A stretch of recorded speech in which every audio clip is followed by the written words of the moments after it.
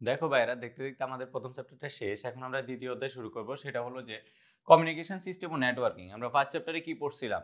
Communication কি কি দ্বারা করা হয়, মোবাইল ফোন, কম্পিউটার, ইমেল, তারপরে ফেসবুক, ইউটিউব, ভাইবার যেগুলো ছিল, এগুলো সম্বন্ধে কমিউনিকেশনের কিভাবে করা হয়, কোন ডিভাইস দিয়ে করা হয় সেটা সম্বন্ধে জানছি। এখন আমরা কমিউনিকেশনটা কিভাবে করে, কিভাবে নেটওয়ার্কিংটা আমরা বাড়াইতে পারি, এই জিনিসটা সম্বন্ধে ডিসকাস করবো। এখন দেখ, আমি প্রথম চ্যাপ্টারের মতো এখন দ্বিতীয় চ্যাপ্টারে তোমাদেরকে টপিকসগুলো সম্বন্ধে সবার ওভারভিউ দিব। দেখো ফার্স্টে সেটা হলো ডাটা কমিউনিকেশন। ডাটা কমিউনিকেশনটা কি নরমালি? এক ডাটা কমিউনিকেশন ওয়ার্ডটার মধ্যে দুইটা ওয়ার্ড, একটা হলো ডাটা, একটা হলো কমিউনিকেশন। যে ডাটাটা আছে এটাকে তুমি কমিউনিকেশন করবা। কমিউনিকেশন কখনো একজনের সাথে হয় না, দুই বা তার ততোধিকের সাথে হয়। তাহলে দেখো এখানে কি বলছে, দুটি বা তার চেয়ে বেশি ডিভাইস এর মধ্যে তথ্যের আদান প্রদান যখন হয় তাকেই ডাটা কমিউনিকেশন বলা হয়। এরপর দেখো সেকেন্ড, ব্যান্ডউইথ। ব্যান্ডউইথ শব্দটা কি? অনেকেই শুনছো ব্যান্ডউইথ। ব্যান্ডউইথটা হলো প্রতি সেকেন্ডে ডাটা স্থানান্তরের হার। এটা 5 স্টার মার্কিং করবা। আমি প্রত্যেকটা চ্যাপ্টার এভাবে বলতেছি, 3 স্টার 5 স্টার মার্কিং করবা। 5 স্টার মার্কিং যেটা, সেটা হলো এটা, দ্য ব্যান্ডউইথ, প্রতি সেকেন্ডে ডাটা স্থানান্তরের হার। এটা এমসিকিউ এর অনেক ইম্পর্টেন্ট। এরপর আসো 3 নাম্বার, টপোলজি। টপোলজি শব্দটা অনেকেই শুনছো, যেহেতু তোমরা টেস্ট পরীক্ষা দিয়ে দিছো অলরেডি। টপোলজি জিনিসটা কি? টপোলজি জিনিসটা হলো আমরা নেটওয়ার্কিং এর বিভিন্ন যে স্থানগুলো আছে, দেখো কম্পিউটার, আমি 3টা ভাগে লিখছি, কম্পিউটার, যোগাযোগ, পরস্পর সংযোগ। এই 3টার পার্টটা বুঝো তুমি আগে। কম্পিউটার, অবশ্যই তোমাকে একটা কম্পিউটার লাগবে বা একটা ডিভাইস লাগবে, যে ডিভাইসের মধ্যে তুমি যোগাযোগ করবা। তারপরে এই দুইটা জিনিসের মধ্যে, কম্পিউটার এবং যোগাযোগ, এই দুইটার মধ্যে পরস্পর সংযোগ থাকতে হবে। শুধু কম্পিউটার থাকলে হবে না, তোমার যোগাযোগের জন্য ডেটা থাকলে হবে না, দুইটা সংযোগ করতে হবে। সংযোগ, পরস্পর সংযোগের মধ্যে যে কৌশলের মাধ্যমে করা হয় সেটাই হলো তোমার টপোলজি। টপোলজি নিয়ে আমরা আরো সামনে বিস্তৃতি আরো অনেক কিছু পড়বো। এরপর আসো দেখো মডেম। মডেম কি? যে ইলেকট্রিক ডিভাইসের মাধ্যমে মডুলেশন ও ডিমডুলেশন প্রক্রিয়া, এক কম্পিউটার থেকে অন্য কম্পিউটার ডাটা আদান প্রদান করে, তাকে মডেম বলা হয়। এখন দেখো আমাদের মডেম, আমরা অনেকেই তোমার পেন ড্রাইভ নিয়ে চলাফেরা করি, এটা ওয়ান কাইন্ড অফ মডেম। এরপরে আসো কম্পিউটার নেটওয়ার্ক। কম্পিউটার নেটওয়ার্ক কি? আমরা আগেই পড়ছি ডেটা কমিউনিকেশন। ডেটা কমিউনিকেশনের ক্ষেত্রে আমার কম্পিউটার প্রয়োজন হয়। এখন দেখো কম্পিউটার নেটওয়ার্কে কি বলছে, তথ্যের আদান প্রদান বা ফাইল শেয়ারিং এক্সেট্রা। আমরা যে ফাইল শেয়ার করি, তথ্যের আদান প্রদান করি, একজন আরেকজনের কাছে নোট শেয়ার করি, তারপর পিডিএফ গুলো আমরা তোমাদেরকে শেয়ার করছি, এগুলো সবগুলো তোমার কম্পিউটার নেটওয়ার্কিং এর মধ্যে পড়ে। যদি কম্পিউটার শব্দটা এখানে না থাকতো, তাহলে শুধু নেটওয়ার্ক দিত, তাহলে তুমি কি বুঝতা? শুধু নেটওয়ার্ক দিলে শুধু ডেটা স্থানান্তর করা বুঝাইতো, কিন্তু তথ্যের আদান প্রদান বা ফাইল শেয়ারিং আমরা অনেক কিছুই করতে পারতাম না নেটওয়ার্কিং এর ক্ষেত্রে। নেটওয়ার্কিং আমরা কলে কথা বলতে হয়। এরপরে আসো এসটিপি। আমি অনেকগুলো তোমাকে ফার্স্টে যখন আইসিটি শুরু করার আগে তোমাদেরকে অনেকগুলো জিনিসের ফুল ফর্ম পড়াইছি, ওইখানে হয়তো এই জিনিসটা মিসিং গেছে, এই জন্য আমি এখানে আবার অ্যাড করছি। সেটা হলো এসটিপি, শেল্টেড টুইস্টেড পেয়ার কেবল। এই জিনিসটা অনেক মজা, সামনে আরো ভালো করে বুঝতে পারবা। এরপরে আসো হটস্পট। অনেকেই না বন্ধু বান্ধব থেকে বলো যে আমার নেট নাই, আজকে আমার হটস্পট দাও। এখন হটস্পট জিনিসটা কি এটাই বুঝি না আসলে। হটস্পট জিনিসটা হলো ওয়্যারলেস নেটওয়ার্ক। এখানে কোনো তার থাকে না, এখানে তোমার একটা মোবাইল থেকে একটা রেঞ্জ থাকে, এই রেঞ্জের মধ্যে তোমার নেটওয়ার্কটা তোমার একটা কম্পিউটার থেকে বা একটা মোবাইল থেকে তুমি নিতে পারবা, এটা হলো হটস্পট। এরপরে আসলে লাস্টলি আরেকটা আছে wireless communication. Wireless hotspot one kind of wireless communication. যদি আসে যে ও ওয়্যারলেস কমিউনিকেশন নিচের কোনটি, ওইখানে এরকম হটস্পট থাকলে তুমি হটস্পট দেখাতে পারবা, তারবিহীন যোগাযোগ ব্যবস্থা। দেখো ভাইরা, আমরা আগে 8টা পড়ছিলাম, এখন 9 নাম্বারটা দেখো। 9 নাম্বারটা কি? ব্রিজ। ব্রিজ শব্দটা অনেকেই শুনছো। ব্রিজটা নরমালি তোমরা যে চিন্তাটা করো আসলে এটাই চিন্তা করো। ব্রিজ কি করে? যখন একটা নদীর মধ্যে যখন ব্রিজ দেওয়া হয়, এই পাশ থেকে ওই পাশে আমরা কিভাবে স্থানান্তর করব, এই স্থানান্তর আমাদের কানেক্টে করে। তো এই জিনিসটা হলো সেম কানেক্টিং ডিভাইস। দুইটা ডিভাইসের মধ্যে যে কানেক্টিং ডিভাইস, একটা ডিভাইসের মাধ্যমে দুইটা মোবাইলের মধ্যে বা দুইটা ডিভাইসের মধ্যে যে কানেক্ট করে, তাকে বলা হয় কানেক্টিং ডিভাইস, সেটা হলো ব্রিজ। এরপর দেখো এনআইসি এর পুনরূপ কি? Network interface card. Network interface card, এইসব পূর্ণ ফর্ম যেগুলো বলতেছি এগুলো খুব ইম্পর্টেন্ট ভাই, খুব ইম্পর্টেন্ট। এরপর দেখো ক্লাউড কম্পিউটিং। এই জিনিসটা তুমি অনুধাবন কোশ্চেনে পাবা। আমি এখানে অনেকগুলা, প্রত্যেকটা চ্যাপ্টার শুরু করার আগে যে 20টা বা 15টা যে জিনিসগুলো নিয়ে তোমাদের ডিসকাস করতেছি, এগুলো তোমার জ্ঞান ও অনুধাবন কোর্সের জন্য অনেক ইম্পর্টেন্ট। দেখো ক্লাউড কম্পিউটিং কি? ক্লাউড কম্পিউটিং হলো ইন্টারনেট ভিত্তিক এক ধরনের সেবা, যার মাধ্যমে সফটওয়্যার সুবিধা, ফাইল সংরক্ষণ এবং রক্ষণাবেক্ষণ ও অ্যান্টিভাইরাস ব্যবহার সহ নানাবিধ সুবিধা প্রদান করা হয়, এটাকে বলা হয় ক্লাউড কম্পিউটিং। এখানে একটা ইম্পর্টেন্ট জিনিস আছে, সেটা হলো অ্যান্টিভাইরাস। তোমার যদি বলা হয় ক্লাউড কম্পিউটিং এর মাধ্যমে কি অ্যান্টিভাইরাসের ব্যবহার বা অ্যান্টিভাইরাস অফ করা যায় কিনা, ওটা কি দেখা যায় কিনা, তখন তুমি বলতে পারবা যে ক্লাউড কম্পিউটিং এর মাধ্যমে এটা হয়। এটা 5 স্টার মার্কিং কইরো। হাব হলো দুই ধরনের, একটা হলো সক্রিয় আর একটা হলো নিষ্ক্রিয়। সক্রিয় জিনিসটা হলো তুমি যখন তথ্যের আদান প্রদান করবা তোমার পরিচয় ওপেন থাকে, আর নিষ্ক্রিয় যারা, তুমি যখন তথ্যের আদান প্রদান করবা তোমার পরিচয় জানতে পারে না। হাব হলো একটি পুরাতন ভার্সন। দেখো হাবের মাধ্যমে তুমি যে কোনো একটা তথ্য যদি কাউকে শেয়ার করো তাহলে সবাই দেখতে পারবে। কিন্তু সুইজের ক্ষেত্রে দেখো, সুইজের ক্ষেত্রে কি তুমি একটা তথ্য আদান প্রদান করছো, আমার ক্ষেত্রে তুমি তথ্য আদান প্রদান করছো, আমার কাছেই আসছে, আমার অন্য কেউ এটা জানতে পারতেছে না। এরপর দেখো সুইচ জিনিসটা কি, সুইচ জিনিসটা হলো মাল্টিপোর্ট বিশিষ্ট নেটওয়ার্ক বা ডিভাইস যা নির্দিষ্ট বা পূর্ব নির্ধারিত, এই জিনিসটা দেখো পূর্ব নির্ধারিত তথ্য আদান প্রদান করতে পারে। আমার যে তথ্যটা আমি সিলেক্ট করছি এটা শুধু আমার স্পেসিফিক একদম পার্সনের কাছেই যাবে, যে পাঠাবো। যেমন সুইচে কি করো, তুমি একটা সুইচ চাপ দিলে ওই একটা লাইট বা একটা ফ্যানই চলবে, এক্সট্রা অনেকগুলো চলবে না, একটা অনেকগুলো সুইচ হতে হলে তখন টপোলজিতে চলে যাবে। এরপর দেখো ভাইয়া রাউটার, রাউটার জিনিসটা অনেকেই জানো, আমাদের ওয়াইফাই কানেকশন দিতে হলে অবশ্যই রাউটার দরকার। রাউটার জিনিসটা কি, আমাদের মধ্যে এখানে অনেকগুলো তথ্য এসে একসাথে হয়, এই তথ্যটা রাউটারের মাধ্যমে বিভিন্ন জায়গায় নেটওয়ার্কিং ছড়ায়, এটা হলো তোমার রাউটার। আমরা এবার টাইপ অনুযায়ী আগানো শুরু করব। দেখো আমার টাইপ 1টা হলো ডাটা কমিউনিকেশন সিস্টেম। অলরেডি তোমরা ডাটা কমিউনিকেশন কি এটা বুঝে গেছো, এখন ডাটা কমিউনিকেশনটা কোন মাধ্যমে বা কিভাবে করতে হয় সেটা হলো ডাটা কমিউনিকেশন সিস্টেম। এবার দেখো ডাটা কমিউনিকেশন সিস্টেমের 5টা উপাদান থাকে। কয়টা উপাদান থাকে ডাটা কমিউনিকেশন সিস্টেমের? 5টি উপাদান। এই জিনিসটা মাথায় রাখবে এমসিকিউর জন্য। কয়টি উপাদান? 5টি। এবার দেখো একটার সাথে কিভাবে কানেক্টেড থাকে। 5টা হলো উৎস বা সোর্স, তারপরে প্রেরক বা ট্রান্সমিটার, মাধ্যম বা মিডিয়াম, তারপরে প্রাপক বা রিসিভার, গন্তব্য বা ডেস্টিনেশন। এখানে অনেকগুলো দেখছো প্রেরক প্রাপক যেগুলো, প্রাপক যেগুলো, এগুলো তোমরা ছোটকালে যারা সিটি পাঠাইছো, কেউ সিটি পাঠাইছো কিনা জানি না, আমি কিন্তু ছোটকালে অনেক সিটি পাঠাইতাম। তো এরকম আমার প্রেরক প্রাপক লাগতো, তো ক্লাসটা করার পর জানাবো অবশ্যই কারা কারা সিটি পাঠাইছো। এবার দেখো উৎস বা সোর্স কি, কম্পিউটার, টেলিফোন বা মোবাইল।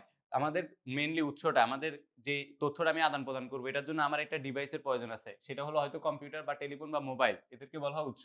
তারপর প্রেরক, এই যে ডাটাটা আছে এই ডাটাটা আমার প্রেরণ করার জন্য বা কাউকে পাঠানোর জন্য একটা ডিভাইসের প্রয়োজন আছে, সেটা হলো আমার মডেম। মডেম জিনিসটা কি তোমরা বুঝছো, এই জিনিসটা মডেম যখন আসবে তখন একটা জিনিস মাথায় আসে, সেটা হলো এনকোড বা ডিকোড, অনেকে শুনছো।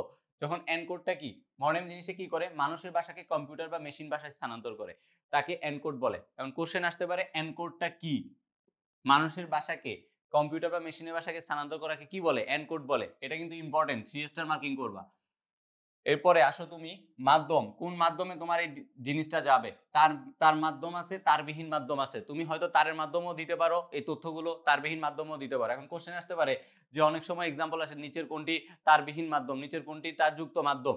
এবার দেখো তারবিহীন মাধ্যমগুলো কি, coaxial cable, fibre cable, twisted cable. Fibre cable অনেকেই নাম শুনছো, যে আমাদের যে ফাইবার কেবলের মাধ্যমে ওয়াইফাই যে কানেকশনগুলো দেওয়া হয় এটা বেশিরভাগ বড় বড় লাইনগুলো সবগুলো ফাইবার কেবলের মাধ্যমে দেওয়া হয়। তারবিহীন মাধ্যম দেখো radio wave, microwave, inverted wave, এই জিনিসগুলো দুইটা জিনিস অনেক ইম্পর্টেন্ট, তারবিহীন মাধ্যম আর তারযুক্ত মাধ্যম। এরপরে আসো তোমার প্রাপক বা রিসিভার, যে সিগন্যালটা তোমার দিবা, তুমি চিঠিটা পাঠাইছো, যদি কেউ অ্যাকসেপ্ট না করে তাহলে কি এই জিনিসটা তোমার কোনো কাজে আসবে? আসলে কোনো কাজেই আসবে না। এরপর দেখো প্রাপক রিসিভার হলো একটা সিগন্যাল যে পাঠাইছি সিগন্যালটা অ্যাকসেপ্ট করবে। এখানে আসবে তোমার ডিকোডের ক্ষেত্রে, এনকোডটা কোথায়, প্রেরকে। প্রাপকের ক্ষেত্রে কোনটা, ডিকোড। কম্পিউটার বা মেশিনের ভাষাকে মানুষের ভাষায় রূপান্তর করে যে মাধ্যম সেটাকে বলা হয় ডিকোড।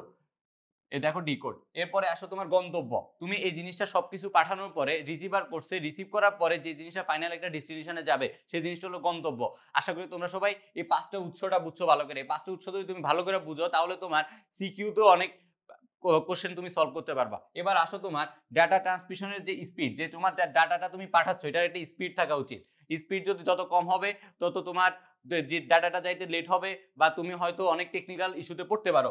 দেখো ডাটা ট্রান্সমিশন স্পিডকে আমরা ব্যান্ডউইথও পড়তে পারি। আমরা একটু আগে তোমার ব্যান্ডউইথ যখন পড়ছিলাম তখন বলছিলাম যে এটা data transmission speed. Data transmission স্পিডের অনেকগুলো জিনিস আছে, দেখো বিপিএস, এমবিপিএস, যে গিগাবাইট বিপিএস, যেটা তোমার এমবিপিএস এটা সবাই বেশিরভাগই শুনছো, কারণ কি আমরা ওয়াইফাই এর যে কানেকশন গুলো নেই এটা নরমালি তোমার 1 এমবিপিএস থেকে স্টার্ট হয়। দেখো বিপিএস এর ফুল মিনিং কি, bit per second, bit per second.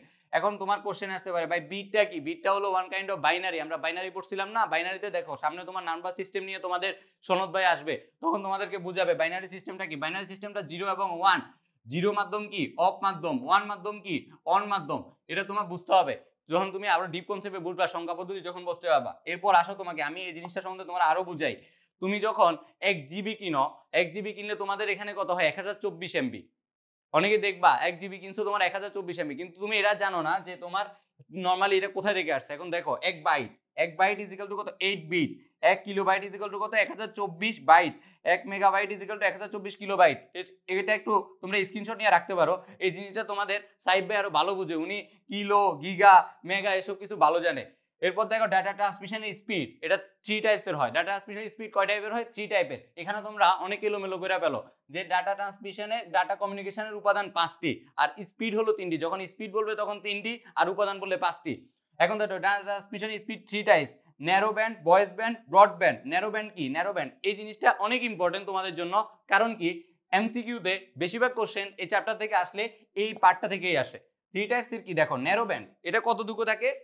45 থেকে 300 বিপিএস। এটা তোমার টেলিফোন বা আমার যে ন্যারো ব্যান্ডগুলো আছে এগুলোর ক্ষেত্রে ইউজ হয়। তারপর ভয়েস ব্যান্ড 1200 এমবিপিএস থেকে 9600 বিপিএস। প্রিন্টার বা কার্ড রিডার, আমরা যে প্রিন্টার কোনো কিছু প্রিন্ট করার জন্য যে স্পিডে পাঠানো হয় সেটা আমার ভয়েস ব্যান্ডের মধ্যে যায়। এই যে ব্রডব্যান্ড, ব্রডব্যান্ডটা আমার হলো ওয়াইফাই, যে আমরা যে ওয়াইফাই নেই এটা হলো আমার ব্রডব্যান্ড, এটা 1 এমবিপিএস থেকে স্টার্ট হয়। এখন কোশ্চেন আসতে পারে, তুমি যে ওয়াইফাই এর লাইন এক একজনে দেখবা ওয়াইফাই এর লাইনের মধ্যে স্পিড এক এক রকম থাকে, কারো স্লো থাকে, কারো অনেক বেশি থাকে। এগুলো আসলে তোমার মেইনলি তারবিহীন মাধ্যমের জন্য হয়। তারবিহীন মাধ্যমগুলো তুমি কত উন্নত ইউজ করতেছো। এখন দেখো এখানে সাইবার লাইন আছে, সাইবার লাইন যেটা এখন বর্তমানে ঢাকা সিটিতে তোমার দেখবে অনেক জায়গায় সাইবার লাইন দেওয়া হয়েছে, কারণ সেন্ট্রাল ওয়াইফাই ইউজ করা হয়, তখন ওইখানে DSL digital satellite link use করা হয়।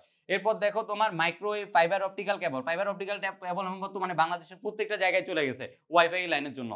এভাবেই তোমাকে প্রত্যেকটা জিনিস ভেঙে ভেঙে পড়তে হবে, তাহলে তুমি খুব দ্রুত এমসিকিউ সলভ করতে পারবা।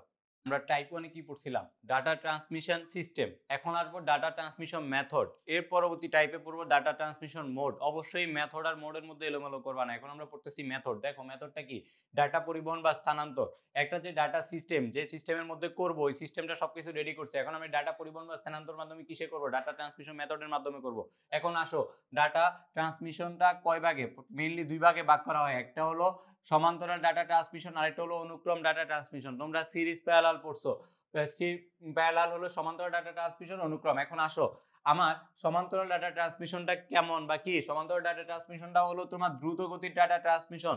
এরপরে দেখো এই দ্রুত গতি যখন ডাটা ট্রান্সমিশন, একটা জিনিস শুনবা, যখন তুমি আউটপুট বেশি যেতে চাবা তখন ওই ইনভেস্টমেন্ট তোমার বেশি লাগবে, এই জিনিসটা মাথায় রাখবা। তো দেখো দ্রুত গতির যখন ডাটা ট্রান্সমিশন তখন তোমার ব্যয় সাপেক্ষ, একটু টাকা খরচ বেশি। যেমন প্রিন্টার, পোর্ট এবং কেবলের মধ্যে যে ডাটা ট্রান্সমিশন গুলো হয়, এগুলা যদি তুমি ভালো পরিমাণ ডাটা ট্রান্সমিশন করতে চাও তাহলে অবশ্যই তোমাকে ভালো পরিমাণ ওইখানে ইনভেস্ট করতে হবে।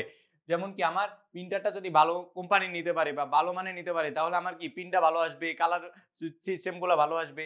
এরপর আসো তোমার অনুক্রম ডাটা ট্রান্সমিশন। এটা কি ধীর গতির ডাটা ট্রান্সমিশন, এটা তোমার অ্যাক্টিভিটির হয়, এটার মধ্যে খরচ কম। যেমন মডেম, মাউস ইত্যাদি। মডেম, মাউস, আমার মাউস কিনলে কিছুদিন পর নষ্ট হয়ে যায়, মডেম কিনলে কিছুদিন পর মডেমের ডাটা ঠিকমতো থাকে না। তো এগুলো হলো তোমার অনুক্রম ডাটা ট্রান্সমিশন। কিন্তু আমরা নর্মালি আমাদের এই বর্তমান যুগে অনুক্রম ডাটা ট্রান্সমিশন অনেক বেশি ইউজ করি। এখন দেখো এই দুইটা ডাটা ট্রান্সমিশনের মধ্যে অনেক সময় তোমাদের ডিফারেন্স আসে, সেটা তোমাদের যখন অনুধাবন কোশ্চেন আসে তখন আসতে পারে। এরপর দেখো বিট সিনক্রোজেনেশন। ডাটা ট্রান্সমিশনের জন্য বিভিন্ন বিটের সমন্বয়ের দরকার, এই সমন্বয়টাকে বলা হয় বিট সিনক্রোনাইজেশন। এখন বলো তোমার যদি একটা জিনিসের মধ্যে সমন্বয় না থাকে তাহলে একটা জিনিস যদি হারায় যায় তুমি ওই জিনিসটা খুঁজে পাবা কিভাবে? তোমার অবশ্যই একটা জিনিসের সুন্দরভাবে সাজানো গোছানো রাখতে হবে। এখন দেখো আমি আমাদের কেমিস্ট্রিওয়ালা টিমের মধ্যে যখন তোমরা সবাই যখন ভর্তি হও তোমাদের নাম, ঠিকানা, অ্যাড্রেস আমাদের মধ্যে সবকিছু লিপিবদ্ধ করা থাকে। এখন কোন স্টুডেন্ট এক্সাম দিচ্ছে, কোন স্টুডেন্ট এক্সাম দিচ্ছে না, এই জিনিসগুলো আমরা খুব দ্রুতভাবে বাইর করতে পারি, কারণ আমাদের সবগুলো ডাটা সিনক্রোনাইজেশনের মাধ্যমে সেট করা থাকে। এরপরে দেখো এই যে আমি এখানে বললাম parallel series, parallel series, series জিনিসটা দিও, সিরিজ জিনিসটা তোমার আবার 3 ভাগে ভাগ করা হয়েছে। কয় ভাবে? 3 ভাগে।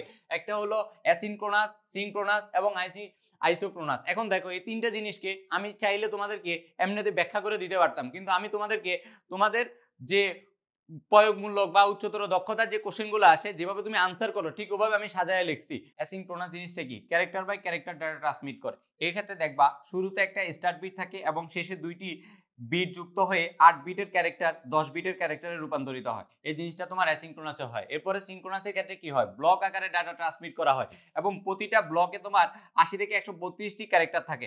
এরপর দেখো এখানে কি শুরুতে 2টি হেডার ইনফরমেশন থাকে, শেষে 2টি বাইটের একটি ট্রেইলার ইনফরমেশন থাকে। ফার্স্টে কি থাকে? 2টি হেডার ইনফরমেশন, শেষে কি থাকে? একটি ট্রেইলার ইনফরমেশন। এরপর দেখো তোমার আইসিনক্রোনাস কি? মাল্টিমিডিয়া বা অডিও ডাটা পাঠানো। এরপর দেখো এখানে অনেকগুলো ডিভাইস থেকে ডাটা ট্রান্সমিট করে প্রেরণ করা হয়।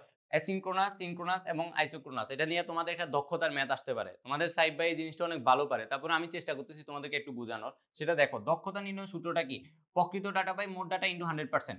প্রকৃত ডাটা বলতে তুমি যে ডাটাটা তুমি দিছো ওই জিনিসটাই এখন দেখো এই জিনিসটার মাধ্যমে তুমি দক্ষতা বের করে ফেলতে পারবা। এই ম্যাথটা বেশিরভাগ আসে না, তারপরেও তোমার কয়েকটা ইউনিভার্সিটির মধ্যে কোশ্চেনগুলোর অ্যানালাইসিস করে দেখছি যে একটা দুইটা দক্ষতার মেশ আসতে পারে। এখন আমি তোমাদেরকে আরেকবার একটা জিনিস মনে করে দিই, আমি আগের টাইপের মধ্যে টাইপ 1 এর মধ্যে ন্যারো ব্যান্ড, বয়েজ ব্যান্ড এবং ব্রড ব্যান্ড এই জিনিসটা বলছিলাম, এই জিনিসটা মোস্ট ইম্পর্টেন্ট। আমি আবারও বলছি, কারণ হলো যে আমি যখন কোশ্চেন ব্যাংক অ্যানালাইসিস করতে গেছি তখন আমি দেখছি আবারও যে এই তিনটা পার্ট থেকে তোমার পায় এই চ্যাপ্টারের তোমার 50% কোশ্চেন আসে, 50% কোশ্চেন এই পার্টটা থেকেই আসে। আমাদের type 3 data transmission mode, data transmission mode নিয়ে এখন আমরা ডিসকাস করব। ডাটা ট্রান্সমিশন মোড মেইনলি তিন প্রকার, simplex, half duplex, full duplex. এখানে শুনতেই কেমন যেন এটা সিমপ্লেক্স মানে সিম্পল, হাফ ডুপ্লেক্স মানে অর্ধেক অর্ধেক, ফুল ডুপ্লেক্স মানে ফুল। এখন দেখো আমি এটাতে ঢুকি। সিমপ্লেক্সটা কি? কেবলমাত্র একদিক থেকে ডাটা প্রেরণ করা হয়। যেমন কি তুমি যখন টেলিভিশন রেডিওতে দেখবা তারা সংবাদ করতেছে, আমরা কিন্তু শুধু শুনতে পারতেছি, কিন্তু আমরা ওদেরকে কোনো রিপ্লাই করতে পারতেছি না, সেটা হলো তোমার ডাটা সিমপ্লেক্স। এরপর দেখো রেডিও টেলিভিশনের ক্ষেত্রে কি হয়, একদিক থেকে তুমি ডাটাটা দিচ্ছ, এখানে শুধু ডাটা তুমি দেখতে পারতেছো, কিন্তু তুমি এই সাইড থেকে কোনো কিছু তাদেরকে বলতে পারতেছো না। এরপর দেখো এই জিনিসটা, এই চিত্রটা তোমরা খেয়াল করলে বুঝতে পারবা, মানে টেলিভিশনে যখন ডাটা পড়তেছে একজন, ডাটা কিন্তু অনেকজনই নিতেছে। এরপর দেখো হাফ ডুপ্লেক্স, উভয় দিক থেকে ডাটা প্রেরণ বা গ্রহণের সুবিধা আছে, সুবিধা কিন্তু উভয় দিক থেকে তুমি বলতে পারবা, কিন্তু এখানে কি সময়টা একই না, সেম সময় তুমি দিতে পারবা না। এটা কি পুলিশের ক্ষেত্রে দেখবা তারা অনেক সময় কি কথা বলে, এটা কি, এটার নাম তোমরা অনেকে জানো না, অনেকে হয়তো ওয়াকি টকি, ওয়াকি টকির মাধ্যমে তারা কথা বলে। এরপর ইমেল, ওয়াকি টকিতে কি হয়, একটা তথ্য আমি দিছি কিন্তু সেম টাইমে আনসারটা দিতে পারতেছি না, একটু পরবর্তীতে আনসারটা দিতে হয়। এরপর দেখো ফুল ডুপ্লেক্স কি, একই সময় উভয় দিক থেকে ডাটা প্রেরণ করা হয়, এটা তোমরা অনেক ভালো করেই পারো, কারণ কি সবাই ভিডিও কলে কথা বলো, তারপরে তুমি মোবাইল ফোনে ভালোবাসার মানুষের সাথে অনেক আড্ডা, সবকিছুই চলে, এগুলো সব মোবাইল ফোন, ভিডিও কনফারেন্স, এগুলো সব আমার ফুল ডুপ্লেক্সের মধ্যে পড়ে। দেখো তুমি সেম টাইমে সেন্ড করতে পারবা, রিসিভও করতে পারবা সেম জিনিসটা। এই জিনিসটা হলো তোমার, এখন আশা করি ক্লিয়ার হয়ে গেছে সিমপ্লেক্স কি, হাফ ডুপ্লেক্স কি, ফুল ডুপ্লেক্স কি। আমি এখন তোমাদের ডাটা ট্রান্সমিশন মোডের প্রাপকের সংখ্যার উপর ভিত্তি করে ডাটা ট্রান্সমিশন মোডের যে 5টা প্রকারভেদ আছে এই 5টা সম্বন্ধে তোমাদের আলোচনা করব। তোমাদের বইতে 5টা পর্যন্ত নাই, তোমাদের ইউনিকাস্ট, এনিকাস্ট, ব্রডকাস্ট এবং মাল্টিকাস্ট পর্যন্ত আছে, লাস্টে আমি জিওকাস্টও দিছি। এখন দেখো ইউনিকাস্টটা কি, একটি প্রেরক ও একটি প্রাপক, 1 to 1 মোড নামে পরিচিত। এখন দেখো এই ব্যাপারটা কিভাবে, এখানে দেখো এই যে একটা জিনিস আছে, এখান থেকে তোমার ডাটাগুলো যাবে, এক মানে অনেকগুলা ডাটা আছে, যখন 1 to 1 শুধু আমি স্পেসিফিক ভাবে ওর কাছেই পাঠাইছি, সেটাই হলো তোমার ইউনিকাস্ট। এখন দেখো এটার এক্সাম্পল হলো ডাউনলোড ফাইল, যে আমরা ফাইলগুলো ডাউনলোড করি ওইটা। এরপর দেখো অ্যানিকাস্ট, একটি প্রেরক থেকে সম্ভাব্য প্রাপকের মধ্য থেকে নিকটতম প্রাপকই তোমার ডাটা গ্রহণ করতে পারবে, 1 to 1 by n মোড নামে পরিচিত। এটা দেখো আমার এখানে ডাটাগুলো আছে, সবচেয়ে নিকটতম কোনটা, এটা না, তো এটা সবার আগে এটার কাছে ডাটাটা গ্রহণ করতে পারছে, তারপরে এটা, তারপরে এটা খালি, এটা এখনো অ্যাকসেপ্ট করে না। এটা হলো কি আমার সার্ভারের যে আমরা যে সার্ভার সিলেকশন করি ওই সার্ভার সিলেকশনের ওই কাজটা এটা। এরপর দেখো ব্রডকাস্ট, ব্রডকাস্ট কি একটি মোড থেকে সকল মোডেই পাবে, 1 to all মানে একজন থেকে সবাই পেয়ে যাবে। দেখো একজন থেকে সবাই, রেডিও টেলিভিশনে যে ট্রান্সমিশন গুলো হয় ওইগুলা। এগুলো দেখো মাল্টিকাস্ট, একটি মোড থেকে প্রেরক করতে তা শুধুমাত্র নির্দিষ্ট গ্রুপের সকল সদস্যই গ্রহণ করতে পারে, আমি স্পেসিফিক ভাবে একটা গ্রুপ খুলে দেই, ওই ব্লকের মানুষই পাবে, আলাদা কোনো ব্লকের মানুষ পাবে না। যেমন কি আমি যখন ভিডিও স্ট্রিমিং করি, ওই ভিডিও স্ট্রিমিং গুলো আমার গ্রুপে যারা আছে ওই গ্রুপের সদস্যরাই পাবে, অন্য কেউ লোকে দেখতে পারবে না, এই সেম জিনিসটা এটা।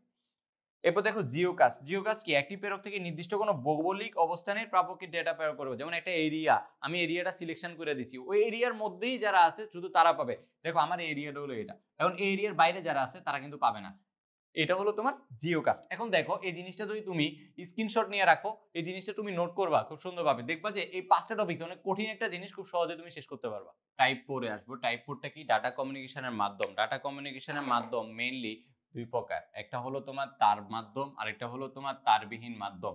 তার মাধ্যমগুলো নিয়ে আমি ডিসকাস করব টাইপ 5 এর মধ্যে, টাইপ 6 এর মধ্যে তারবিহীন মাধ্যম নিয়ে ডিসকাস করব। এখন দেখো তার মাধ্যমের মধ্যে কি কি আছে, তার মাধ্যমের মধ্যে আছে টুইস্টেড পেয়ার কেবল, তারপরে আছে কোয়াক্সিয়াল কেবল, এরপর ফাইবার অপটিক্যাল কেবল। এরপর তারবিহীন যে মাধ্যমগুলো আছে এখানে দেখো রেডিও তরঙ্গ আছে, মাইক্রোওয়েভ আছে, ইনভার্টেড আছে। দেখো ভাইয়েরা আমি টাইপ 4 এই বলছিলাম, আমি টাইপ 5 এ আর তোমাদের সাথে ডিসকাস করব তার মাধ্যম নিয়ে। দেখো তার মাধ্যমের মধ্যে আমি তিনটা জিনিস নিয়ে, তিনটা কেবল নিয়ে ডিসকাস করব, একটা হলো কোয়াক্সিয়াল কেবল, একটা টুইস্টেড পেয়ার কেবল, একটা ফাইবার কেবল। দেখো আমি কোয়াক্সিয়াল কেবলটা কি, এটা ডাটা ট্রান্সমিশন রেট হলো 10 Mbps করে। এরপরে দেখো এটা 4টি অংশ নিয়ে গঠিত, core, insulator, outer conductor, jacket. চিত্রটা দেখতে অনেক সুন্দর লাগতেছে, আসলে চিত্রটা আমি আঁকিনি, এটা তোমাদের পায়েস ভাই আঁকছে। দেখো এখানে এই চিত্রটার মধ্যে এই পার্টটা হলো জ্যাকেট, এটা হলো আউটার কন্ডাক্টর, এটা হলো তোমার ইনসুলেটর, এটা এবং কোর। এই চিত্রটা তুমি ভালো করে দেখতে পারবা। এই চিত্রটা যে কোনো একটা পার্ট যদি আলাদাভাবে থাকে তাহলে তোমাকে যদি বলে এটার নাম কি, তাহলে তোমাকে অবশ্যই বলতে হবে। যেমন এখানে এ দিয়ে দিলাম, এটা বি, সি, এগুলোর নাম দিয়ে দিলাম। এই পার্টটার নাম কি? এই পার্টটার নাম জ্যাকেট, এভাবে আসতে পারে। এখন দেখো এই ফুললি যে পার্টটা আছে, এই পার্টটা দুই ধরনের হয়ে থাকে, হয়তোবা থিন নেট অথবা থিক নেট। এই জিনিসটা তোমরা মাথায় রাখবা, থিন নেট আর থিক নেট। এরপর আসো twisted pair cable. Twisted pair কেবলে কি ট্রান্সমিশন লস অত্যন্ত কম। এরপর তারগুলো টুইস্ট করার কারণ হলো ইলেকট্রোম্যাগনেটিক রেডিয়েশন। তারপরে ইএমআই ও ক্র্যাশটক কমানোর জন্য। দেখো টুইস্টেড কেবলগুলো তোমার কিরকম থাকে, এরকম একটার মধ্যে একটা পেঁচানো পেঁচানো পেঁচানো পেঁচানো থাকে এরকম। এরপর দেখো দুই ধরনের থাকে, দুই ধরনের, এক আনশিল্ডেড টুইস্টেড পেয়ার কেবল অথবা UTP two twisted pair cable বা এসটিপি। এটা তোমরা জাস্ট পড়লে একটু বুঝতে পারবা, রিডিং মারবা, এটা জাস্ট এত ইম্পর্টেন্ট না। এরপর দেখো ফাইবার অপটিক্যাল কেবল, এটা সবার পরিচিত, এটা মোস্ট ইম্পর্টেন্ট এই পার্টটার মধ্যে। এটা 3 স্টার মার্কিং করবা, এটা থেকে কোশ্চেন আসে। এক বা একাধিক ফাইবার দিয়ে তৈরি, তিনটি অংশ থাকে এটার মধ্যে, কোর, ক্ল্যাডিং, জ্যাকেট, এই তিনটা পার্ট ধরবা যে এই তিনটা পার্ট থাকে তোমাদের কোথায়, সেটা হলো ফাইবার অপটিক্যাল কেবলের মধ্যে। এই জিনিসটা মোস্ট ইম্পর্টেন্ট। এরপর দেখো কিভাবে ফাইবার অপটিক্যাল কেবল ইনপুট থেকে আউটপুট পায়। এই জিনিসটা তোমরা অনেকেই যখন থিওরি পড়তেছিলা তখন আমি ভালোভাবে পড়ছিলাম আমার মনে হয়। তারপর আমি এই জিনিসটা তোমাদের ডিসকাস করতেছি। দেখো ইনপুট থেকে তোমার ট্রান্সমিটার সিকিউরিটির মধ্যে যাবে, তারপর ওইখান থেকে তোমার লাইট সোর্সে যাবে, তারপর ডিটেক্টর করবে, তারপর রিসিভার সিকিউরিটি, তারপর আউটপুট ডাটা দিবে। মানে একটা প্রক্রিয়া তোমার মেনটেন করতে হবে। যদি তুমি পর্যায়ক্রমিকভাবে কোনো একটা জিনিস বাদ পড়ে তাহলে তুমি ফাইবার অপটিক্যাল কেবলের আউটপুট ঠিকভাবে পাবা না। দেখো আউটপুট তোমার ফাইবার অপটিক্যাল কেবলগুলা নরমালি কোথায় ইউজ করা হয়? আলোক রশ্মি পূর্ণ অভ্যন্তরীণ প্রতিফলন, ফিজিক্সে পড়ছো, তোমাদের পায়েস এটা নিয়ে অনেক হয়তো বলতে পারে তোমাদেরকে। আলোর রশ্মি পূর্ণ অভ্যন্তরীণ প্রতিফলন যেটা হয় সেটা ফাইবার অপটিক্যাল কেবলে হয়। ফাইবার অপটিক্যাল কেবলের মধ্যে তিন ধরনের জিনিস থাকে। একটা হলো মানে তিন ধরনের ফাইবার থাকে, একটা ইনভার্টেড ফাইবার, একটা গ্রেডেড ইন্ডেক্স ফাইবার বা মনোমোড ইন্ডেক্স ফাইবার। আমি তোমাদেরকে এখানে আলোর পূর্ণ অভ্যন্তরীণ প্রতিফলন সম্বন্ধে কিছু বলছি। এখন আসো আলোর পূর্ণ অভ্যন্তরীণ প্রতিফলনের ক্ষেত্রে তোমাদের প্রতিসরাঙ্কের জিনিস আসে। যখন তোমার প্রতিসরাঙ্কের জিনিস আসবে, প্রতিসরাঙ্কের জিনিসের উপর এই তিনটা স্টেপ থাকে। একটা ফার্স্ট স্টেপ তোমাদের কি ইন্ডেক্সড ফাইবার, তারপর সেকেন্ড স্টেপটা হলো তোমার গ্রেডেড ইন্ডেক্স ফাইবার, তারপর থার্ড স্টেপটা হলো তোমার মনোমেড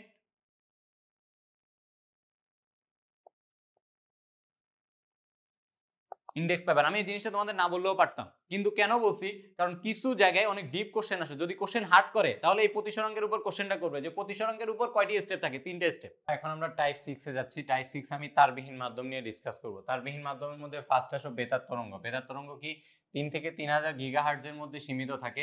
গতিবেগ প্রতি সেকেন্ডে 64 কেবিপিএস। এরপর আসো বায়ুমণ্ডলের আয়নোস্ফিয়ার পর্যন্ত বিস্তৃত হতে পারে। এরপর দেখো মাইক্রোওয়েভ। মাইক্রোওয়েভের ক্ষেত্রে কি 300 মেগাহার্টজ বা 0.3 গিগাহার্টজ থেকে 300 গিগাহার্টজ পর্যন্ত। এরপর দেখো গতিবেগ প্রতি সেকেন্ডে গিগা বা তার চেয়ে বেশি থাকে, 1 গিগা বা তার চেয়ে বেশি থাকে। গতিবেগ প্রতি সেকেন্ডে 1 গিগা বা তার চেয়ে বেশি থাকে। দুই ধরনের হতে পারে, টেরিস্ট্রিয়াল এবং স্যাটেলাইট। এখন দেখো টেরিস্ট্রিয়াল কি আর স্যাটেলাইট কি। টেরিস্ট্রিয়াল কি ভূপৃষ্ঠে ট্রান্সমিটার ও রিসিভার বসানো হয়। ভূপৃষ্ঠে ট্রান্সমিটার এবং রিসিভার দুইটা জিনিস থাকতে হবে। তারপরে কি বক্রপথে যেতে পারে না। এটা সবসময় তোমার টেরিস্ট্রিয়াল জিনিসটা কি তোমার একটা কাছাকাছি থাকতে হবে এবং সমান্তরাল পথে থাকতে হবে। মানে একটা কাছাকাছি যে বিস্তৃতি আছে এটা, বক্রপথ যদি থাকে বক্রপথে টেরিস্ট্রিয়াল কাজ করে না। এরপর আসলে স্যাটেলাইট। স্যাটেলাইট কি পৃথিবীর গতিপথে সমান গতিপথে পরিভ্রমণ করে। স্যাটেলাইট আমরা অনেকেই জানি, কারণ আমাদের এখন বর্তমানে যে তথ্যের আদান প্রদানগুলো হয় মেইনলি বেশিরভাগ ক্ষেত্রে যে ব্রডকাস্টিং গুলো হয় সবগুলো বেশিরভাগ স্যাটেলাইটের মাধ্যমে হয়। কৃত্রিম উপগ্রহগুলো ভূপৃষ্ঠ হতে 36,000 কিলোমিটারের ঊর্ধ্বে জিও স্টেশনারি কক্ষপথ থেকে পরিভ্রমণ করে। স্যাটেলাইটটা কোথায় থেকে কোন কক্ষপথ থেকে? জিও স্টেশনারি কক্ষপথ থেকে পরিভ্রমণ করে। এটা প্রেরক হতে 6000 কোটি বা তার চেয়ে বেশি মাইক্রোওয়েভ দেয়। 6000 থেকে তার চেয়ে বেশি মাইক্রোওয়েভ দেয়। এরপর দেখো আমি সবগুলো যখন বলছি তোমার তারবিহীন মাধ্যমের মধ্যে এখানে সবচেয়ে ইম্পর্টেন্ট জিনিসগুলো কোথায় কোথায় দেখো। বেতার তরঙ্গের মধ্যে এই জিনিসটা ইম্পর্টেন্ট, এটা তুমি 3 স্টার মার্কিং করবা। তারপরে এটার গতিবেগ কত এটা। তারপরে ইনপারডেটের ক্ষেত্রে দেখো, ইনপারডেটের ক্ষেত্রে আমি যখন আসবো তখন এর ফ্রিকোয়েন্সি 300 গিগাহার্টজ থেকে 400 গিগাহার্টজ, এই জিনিসটা ইম্পর্টেন্ট। এরপর খুব বেশি দূরত্বে কাজ করতে পারে না। উদাহরণ টিভির রিমোট। টিভির রিমোট দেখবা একটা স্পেসিফিক রেঞ্জের মধ্যে কাজ করতে পারে, এরপর কাজ করতে পারে না। যেমন আমরা যখন তোমার এসি চালাই, এসি যে রিমোটটা আছে এটাও তোমার একটা স্পেসিফিক প্লেসের মধ্যে, এটাও তোমার ইনপারডেটের মধ্যে পড়ে। এরপরে দেখো আমি এখানে মাইক্রোওয়েভের ক্ষেত্রে এই যে দেখো 300 মেগাহার্টজ থেকে যে 300 গিগাহার্টজ পর্যন্ত যে রেঞ্জটা দিছি এই রেঞ্জটা ইম্পর্টেন্ট। তারপরে গতিবেগ কত এটা ইম্পর্টেন্ট। এরপর টেরিস্ট্রিয়াম কি আর স্যাটেলাইট কি এই জিনিসটা বুঝলেই হবে। দেখতে দেখতে তোমাদের অনেক পরিচিত কনসেপ্টে এখন আমরা ঢুকে গেলাম, সেটা হলো দেখো ওয়্যারলেস কমিউনিকেশন নেটওয়ার্কের ক্ষেত্রে দুই ধরনের অ্যাক্সেস পয়েন্ট থাকে, একটা হলো মোবাইল নেটওয়ার্ক, একটা হলো হটস্পট। এখন দেখো আমি তোমাকে ব্লুটুথ জিনিসটা দেখে বলি, তারবিহীন পার্সোনাল এরিয়া নেটওয়ার্ক, PAN। এখন এই জিনিসটা তোমার পরীক্ষায় যখন কোশ্চেন আসে এমসিকিউর মধ্যে আসে যে প্যান নিচের কোনটি, তখন আসবে ব্লুটুথ। দূরত্ব সাধারণত 1 to 100 মিটারের মধ্যে হয়। এরপর দেখো ডাটা ট্রান্সফার রেট 1 সেকেন্ডে 1 মেগাবাইট বা তার চেয়ে বেশি হয়। রেডিও ওয়েভ 2400 মেগাহার্টজ থেকে 2.35 মেগাহার্টজ ফ্রিকোয়েন্সি ব্যান্ডে ব্যবহৃত। এটা নিয়ে ইম্পর্টেন্ট, এই রেঞ্জটা মাথায় রাখবে। এরপর ওয়াইফাই, এটা তো এখন তোমাদের ঘরে ঘরে হয়ে গেছে। ওয়াইফাই জিনিসটা দেখো, ওয়াইফাই জিনিসটার ক্ষেত্রে কি রেডিও ওয়েভে ব্যবহার করে উচ্চ গতি সম্পূর্ণ ইন্টারনেট সংযোগ দেওয়া হয়। IEEE 802.1.1 বি নামে পরিচিত, যার গতি 54 Mbps।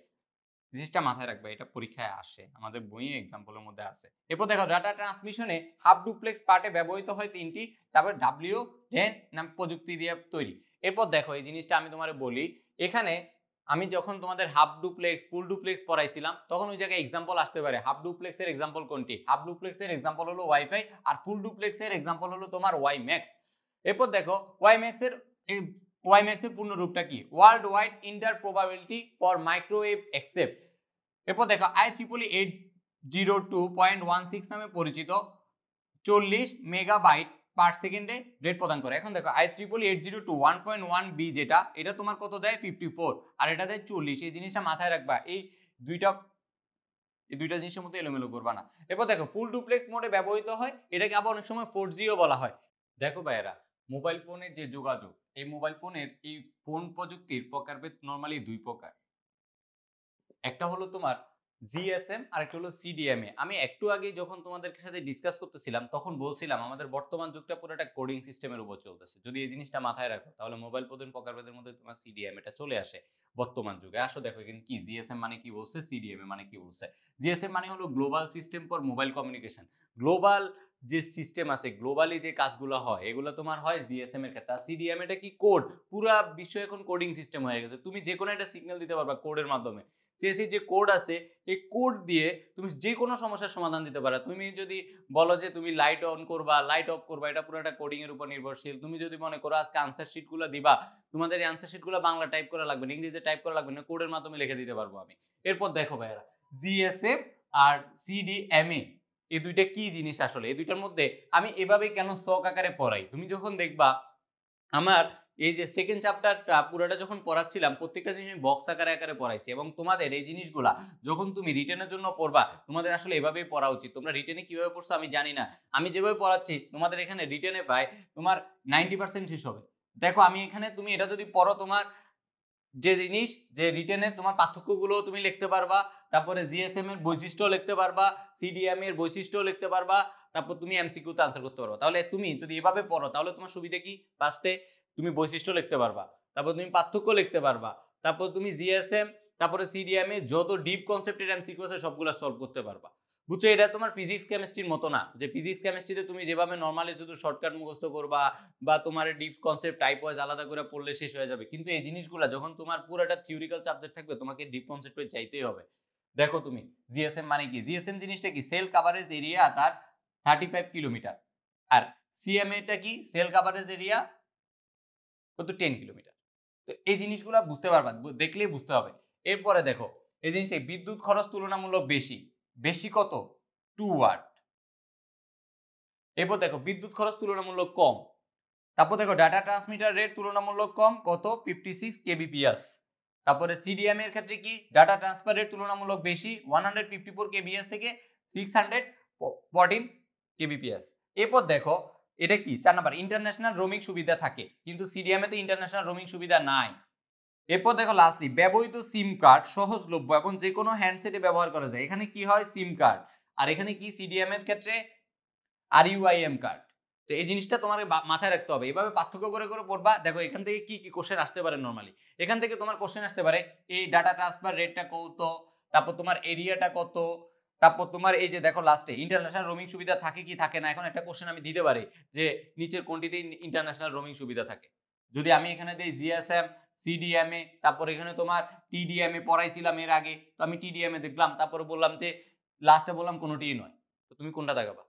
যদি তুমি নাই জানো যে এটা জিএসএম মানে কি, তাহলে তুমি লিখতে পারবে না। এভাবে তোমাদের এমসিকিউ সলভ করতে হবে। আমরা আজকে টাইপ 7 মোবাইল যোগাযোগ নিয়ে ডিসকাস করব। আচ্ছা দেখো ভাই, আমরা এতদিন ধরে জানছি কি মোবাইলের মাধ্যমে যোগাযোগ করা যায়, এখন এটা সম্বন্ধে কোনো ইতিহাস সম্বন্ধে আমরা এখনো জানি না। এখন আগে মোবাইল যোগাযোগ পুরো টপিকসটা বোঝার আগে আমরা কিছু ইতিহাস সম্বন্ধে জানবো। দেখো মোবাইল ফোন যে যোগাযোগ মাধ্যম, এটার ক্ষেত্রে সবার প্রথম সেলুলোজ ফোনের ইতিহাস দিয়ে 1920 সালে তোমার এই মোবাইল ফোনটার যাত্রাটা শুরু করে। কিন্তু ওই জিনিসটা আগে কি হয়েছে, রেডিও আসছে, মোবাইল রেডিও আবিষ্কারের পর, তখন তোমার যদি প্রথম কোশ্চেন আসে যে কত সালের ইতিহাস ধরে শুরু হয়ে মোবাইল ফোনটা আসে, তাহলে তুমি 1920 সাল দিবা।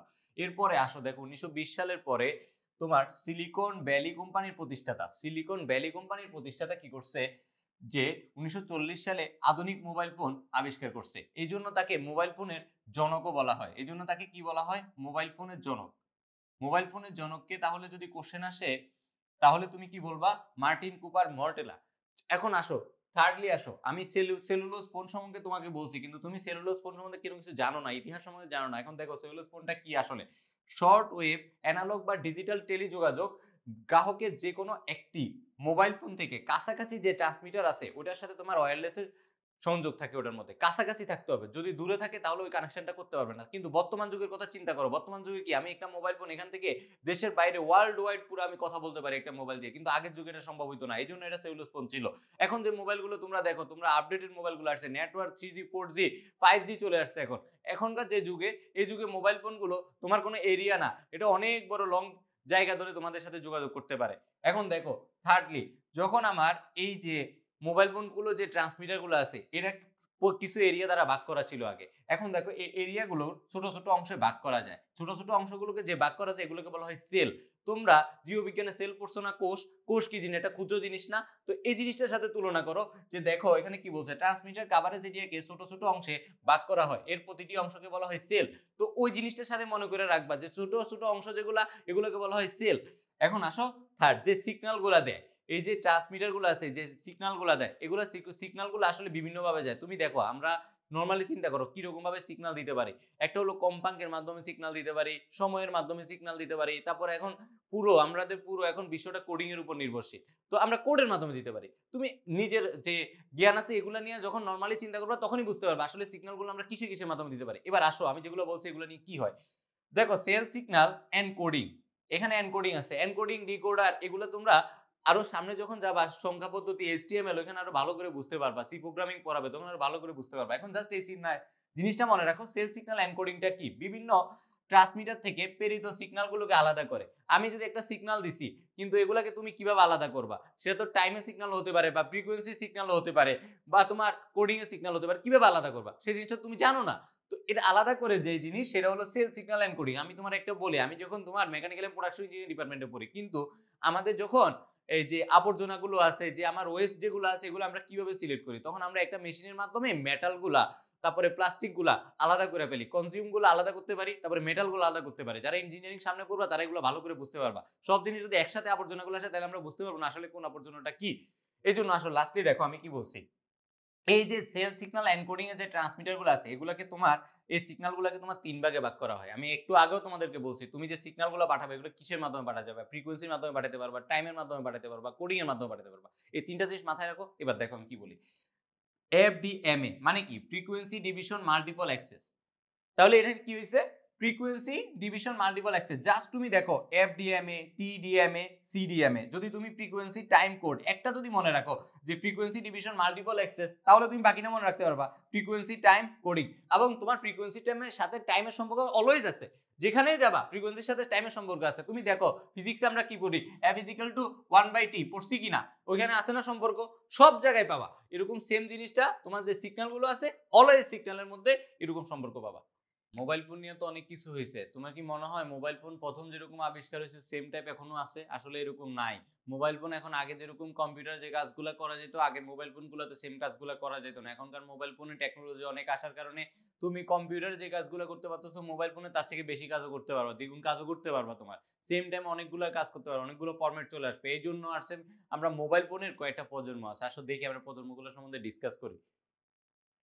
দেখো প্রথম প্রজন্ম কত, তোমার এই সালগুলা এত ইম্পর্টেন্ট না, তারপর আমি সালগুলা লিখে দিছি, তোমরা নোট করার সময় সালগুলা নোট করে রাখো, ঠিক আছে? আমি সালগুলা বলতেছি না, সালগুলা জাস্ট দেখলে বুঝতে পারবা, কিন্তু সালগুলা তো ইম্পর্টেন্ট না, পরীক্ষা কোনো আসে নাই ওইভাবে। দেখো এরপরে আসো প্রথম প্রজন্ম নিয়ে। প্রথম প্রজন্মে অ্যানালগ পদ্ধতির রেডিও সিগন্যাল ব্যবহৃত হয়। কি পদ্ধতির? অ্যানালগ পদ্ধতি। তোমরা আসলে অ্যানালগ আর ডিজিটাল নিয়ে তোমরা অনেক মানে গোজমেল করে ফেলো। অ্যানালগ জিনিসটা কি, ডিজিটাল জিনিসটা কি? অ্যানালগ হলো তোমার পূর্ববর্তী যে জিনিসগুলো ছিল এগুলা, ডিজিটাল কি তোমার এই বর্তমানে যেগুলো চলতেছে এগুলা। এই জিনিসটা জাস্ট বুঝবা তাইলে হবে। এবার আসো কি সেল সিগন্যাল এনকোডিং এফডিএমএ। আমি কেন তোমাদেরকে এফডিএমএ টিডিএমএ আগে বুঝাইছি, তারপরে সিডিএমএ বুঝাইছি, এখন দেখো এখানে কি প্রথম প্রজন্মে কি হয়, এফডিএমএ। এফডিএমএ মানে কি, ফ্রিকোয়েন্সি, ঠিক আছে? ফ্রিকোয়েন্সি, এরপর যেটা ওটা পুরোবা। এরপর দেখো সিগন্যাল ফ্রিকোয়েন্সি তুলনামূলক কম। সিগন্যাল ফ্রিকোয়েন্সি কি, তুলনামূলক কম। এটা হলো প্রথম প্রজন্মের। এরপর দেখো একটা কোশ্চেন আসছে, আমি এই কোশ্চেনটা তোমার আসছে কুমিল্লা বোর্ড 2017 জিপিআরএস এর ফুল মিনিং কি? General packet radio service. এখন দেখো এই কোশ্চেনটা কিন্তু আমাদের এই প্রথম প্রজন্ম পড়লে কিন্তু ওইভাবে জানা যায় না, কিন্তু এখানে রেডিও সম্বন্ধে আছে, কিন্তু এই কারণে তোমার জিপিআরএস টা আসছে। এখন তুমি যদি ডিপ কনসেপ্টে না যাও তাহলে এই কোশ্চেনটা তুমি সলভ করতে পারবে না, কোনো টিচারও তোমাকে ওইভাবে সলভ করাবে না যে জিপিআরএস এর পূর্ণরূপটা কি। আমি এই জন্য তোমাদেরকে যখন কোর্স শুরু করছি তখন এরকম যে সবার আগে অনেকগুলো ফুল ফর্ম পড়াইছি। তুমি পরীক্ষার খাতায় যখনই যাবা তখন একটা এমসিকিউ মাস্ট পাবা ফুল ফর্মের, যে কোনো একটা বোর্ডে। টেকনিক্যালি তখন পর্যন্ত এমসিকিউটা বাইর করে বলতে পারবা, দেখবা যে তোমার 7-8টা এমসিকিউ তোমার অলরেডি কমন। যেমন আছে কি, একটা পার্থক্য রিলেটেড কোশ্চেন আসবে, তারপর তোমার একটা সাল রিলেটেড কোশ্চেন আসতে পারে, তারপর তোমার এই যে একটা ফুল ফর্ম রিলেটেড কোশ্চেন আসতে, এরকম স্পেসিফিক ভাগ করে ফেলবা। আসো তুমি দ্বিতীয় প্রজন্মের ক্ষেত্রে। দ্বিতীয় প্রজন্মের ক্ষেত্রে সবার পাঁচটে আমি একটা কোশ্চেন বলি, সেটা হলো বরিশাল বোর্ড 2016 সালে আসছে। সেটা হলো কোন প্রজন্মে মোবাইল ফোনের উদ্ভব ঘটে? সেটা হলো দ্বিতীয় প্রজন্মে। কোন প্রজন্মে? দ্বিতীয় প্রজন্মে। আর যদি বলে রেডিও কোন প্রজন্মে আসছে, তাহলে প্রথম প্রজন্মে। ঠিক আছে, কোশ্চেনগুলোতে এলোমেলো করবে না এই কোশ্চেনটা। এরপরে আসো মোবাইল ফোন যখন আবিষ্কার হয়েছে, শুধু মোবাইল ফোনের কাজ আছে না? মোবাইল ফোনে কি করা যাইতো? সবার পাঁচটা এসএমএস করা যাইতো, মোবাইল ফোনে কথা বলা যেত। তাহলে কি এসএমএস জিনিসটা কোন প্রজন্মে শুরু হয়েছে? দ্বিতীয় প্রজন্মে। এবার দেখো আমি দ্বিতীয় প্রজন্মে খুলে বলি, দ্বিতীয় প্রজন্মে কি হয়েছে। তুমি প্রথম প্রজন্মে দেখো কি বলছে, অ্যানালগ পদ্ধতিকে রেডিও সিগন্যাল দেয়। দ্বিতীয় প্রজন্মে কি হয়, ডিজিটাল পদ্ধতিতে রেডিও সিগন্যাল ব্যবহৃত হয়। কি পদ্ধতিতে? ডিজিটাল পদ্ধতিতে। দেখো cell signal encoding FDMA TDMA CDMA. এর আগের ক্ষেত্রে এনকোডিংটা কি ছিল, শুধু শুধু ফ্রিকোয়েন্সি দিয়ে কাজ করতে পারতো, বাট এখন কি করতেছে, টাইম দিয়ে করতে পারতেছে, কোডিং দিয়ে করতে পারতেছে। এটা হলো দ্বিতীয় প্রজন্মে। দেখো দ্বিতীয় প্রজন্মে আরো কি কি হয়েছে, সেমিকন্ডাক্টর প্রযুক্তি এবং মাইক্রোওয়েভ প্রযুক্তির অগ্রগতির ফলে মোবাইল কমিউনিকেশন ট্রান্সমিট সম্ভব হয়। আমি সবার আগেই তোমাদেরকে বলছি, দেখো মোবাইল ফোন নিয়ে, মোবাইল ফোনের উদ্ভবটা কোন প্রজন্মে ঘটে? দ্বিতীয় প্রজন্মে। এখন মোবাইল ফোনের উদ্ভবটা আসলে কিসের কারণে হয়েছে? সেমিকন্ডাক্টর প্রযুক্তির মাধ্যমে। তাহলে তোমার কি যদি কোশ্চেন আসে মোবাইল ফোন প্রযুক্তিটা কোন প্রযুক্তির কারণে হয়েছে? সেমিকন্ডাক্টর। ঠিক আছে, সেমিকন্ডাক্টর জিনিসটাও তোমরা ফিজিক্সে পড়তে পারবা, ফিজিক্সের লাস্টের দিকে সেমিকন্ডাক্টর নিয়ে অনেক ডিসকাস করে। এবার আসো তোমার কি হয়, রেডিও সিগন্যাল যেটা আছে এটা কি ডিজিটাল মডুলেশন করা হয়েছে। এখানে শুধু কি হয়েছে, রেডিও সিগন্যালটা দিছে জাস্ট। কি হয়েছে, অ্যানালগ পদ্ধতিতে। এটাকে ডিজিটাল মডুলেশন কোন সিগন্যালে করছে? দ্বিতীয় প্রজন্মের ক্ষেত্রে। এবার দেখো ডেটা স্থানান্তরের গতি অনেক বেশি। প্রথম প্রজন্মে কি ডেটা স্থানান্তরের গতি অনেক কম ছিল, এখানে কি বেশি ইনক্রিজ হয়েছে। এবার দেখো আমি তৃতীয় প্রজন্মে, আস্তে আস্তে যত যাবা তত টেকনোলজি আপডেট হয়েছে, সবকিছুর গতি তত বৃদ্ধি পাবে। দেখো তৃতীয় প্রজন্মে কি, বাণিজ্যিকভাবে একটা কোশ্চেন আমি দেখছি, বাণিজ্যিকভাবে তোমার 3G কত সালে উদ্ভব হয়? 2001 সালে। 2001 সালে বাণিজ্যিকভাবে 3G কত সালে উদ্ভব হয়? 2001 সালে। আমি দেখো এখানে কিছু কোশ্চেন আলাদা করে তোমাদের জন্য রাখছি, এখানে লিখছি, এখানে লিখছি, এখানে লিখছি। এই কোশ্চেনগুলো কেন লিখছি, এটা তোমাদের স্পেসিফিক মাথায় গাঁথার জন্য। দেখো আমি দেখো দ্বিতীয় প্রজন্মে কি হয়। তৃতীয় প্রজন্মে ডাটা স্থানান্তরের প্যাকেট সুইচিং এবং সার্কিট সুইচিং উভয় পদ্ধতির সাহায্যে খুব দ্রুতগতির ছবি এবং ভয়েস আদান প্রদান করা যায়। এত বড় বইয়ের ভাষা তোমার মনে রাখার দরকার নেই, তুমি জাস্ট এটা বলবা মোবাইল ফোন যখন ছিল সবার পাশে তখন এসএমএস করা যেত, শুধু হালকা কথা বলা যেত, বাট এরপরে কি আসছে, অডিও ভিডিও দুটোই করা যাচ্ছে। অডিও ভিডিও ছবি আদান প্রদান করা যাইতেছে, ঠিক আছে না? তো ছবি আদান প্রদান করতে পারতেছো, এখন তোমার টেকনোলজি আরো বড় হয়েছে, এখন তুমি ভয়েসে কথা বলতে পারতেছো। এরপর দেখো এই মাধ্যমে কি হয়েছে, মডেম। মডেম সংযোগের মাধ্যমে তোমার ইন্টারনেট সংযোগ দেওয়া হয়েছে। এখন তুমি মোবাইল ফোন যে আছে তৃতীয় প্রজন্মে আসে কি হয়েছে, মোবাইল ফোনের মধ্যে তোমার ভয়েসে কথা বলা যাচ্ছে, ছবি পাঠানো যাচ্ছে এবং ইন্টারনেট সেবাটাও পাচ্ছ। ইন্টারনেট সেবা আসা মানে কি, তোমার বিশ্বটাকে হাতের মুঠো নিয়ে আসতেছে আস্তে আস্তে।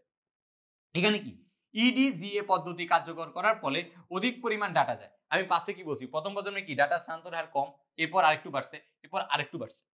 এবার আসো ফাইনালি চতুর্থ প্রজন্ম। বর্তমানে যদিও পঞ্চম প্রজন্ম চলে আসছে, বাট তোমাদের চতুর্থ প্রজন্ম পর্যন্ত পড়লেই হবে, কারণ বইতে চতুর্থ প্রজন্ম পর্যন্ত আছে।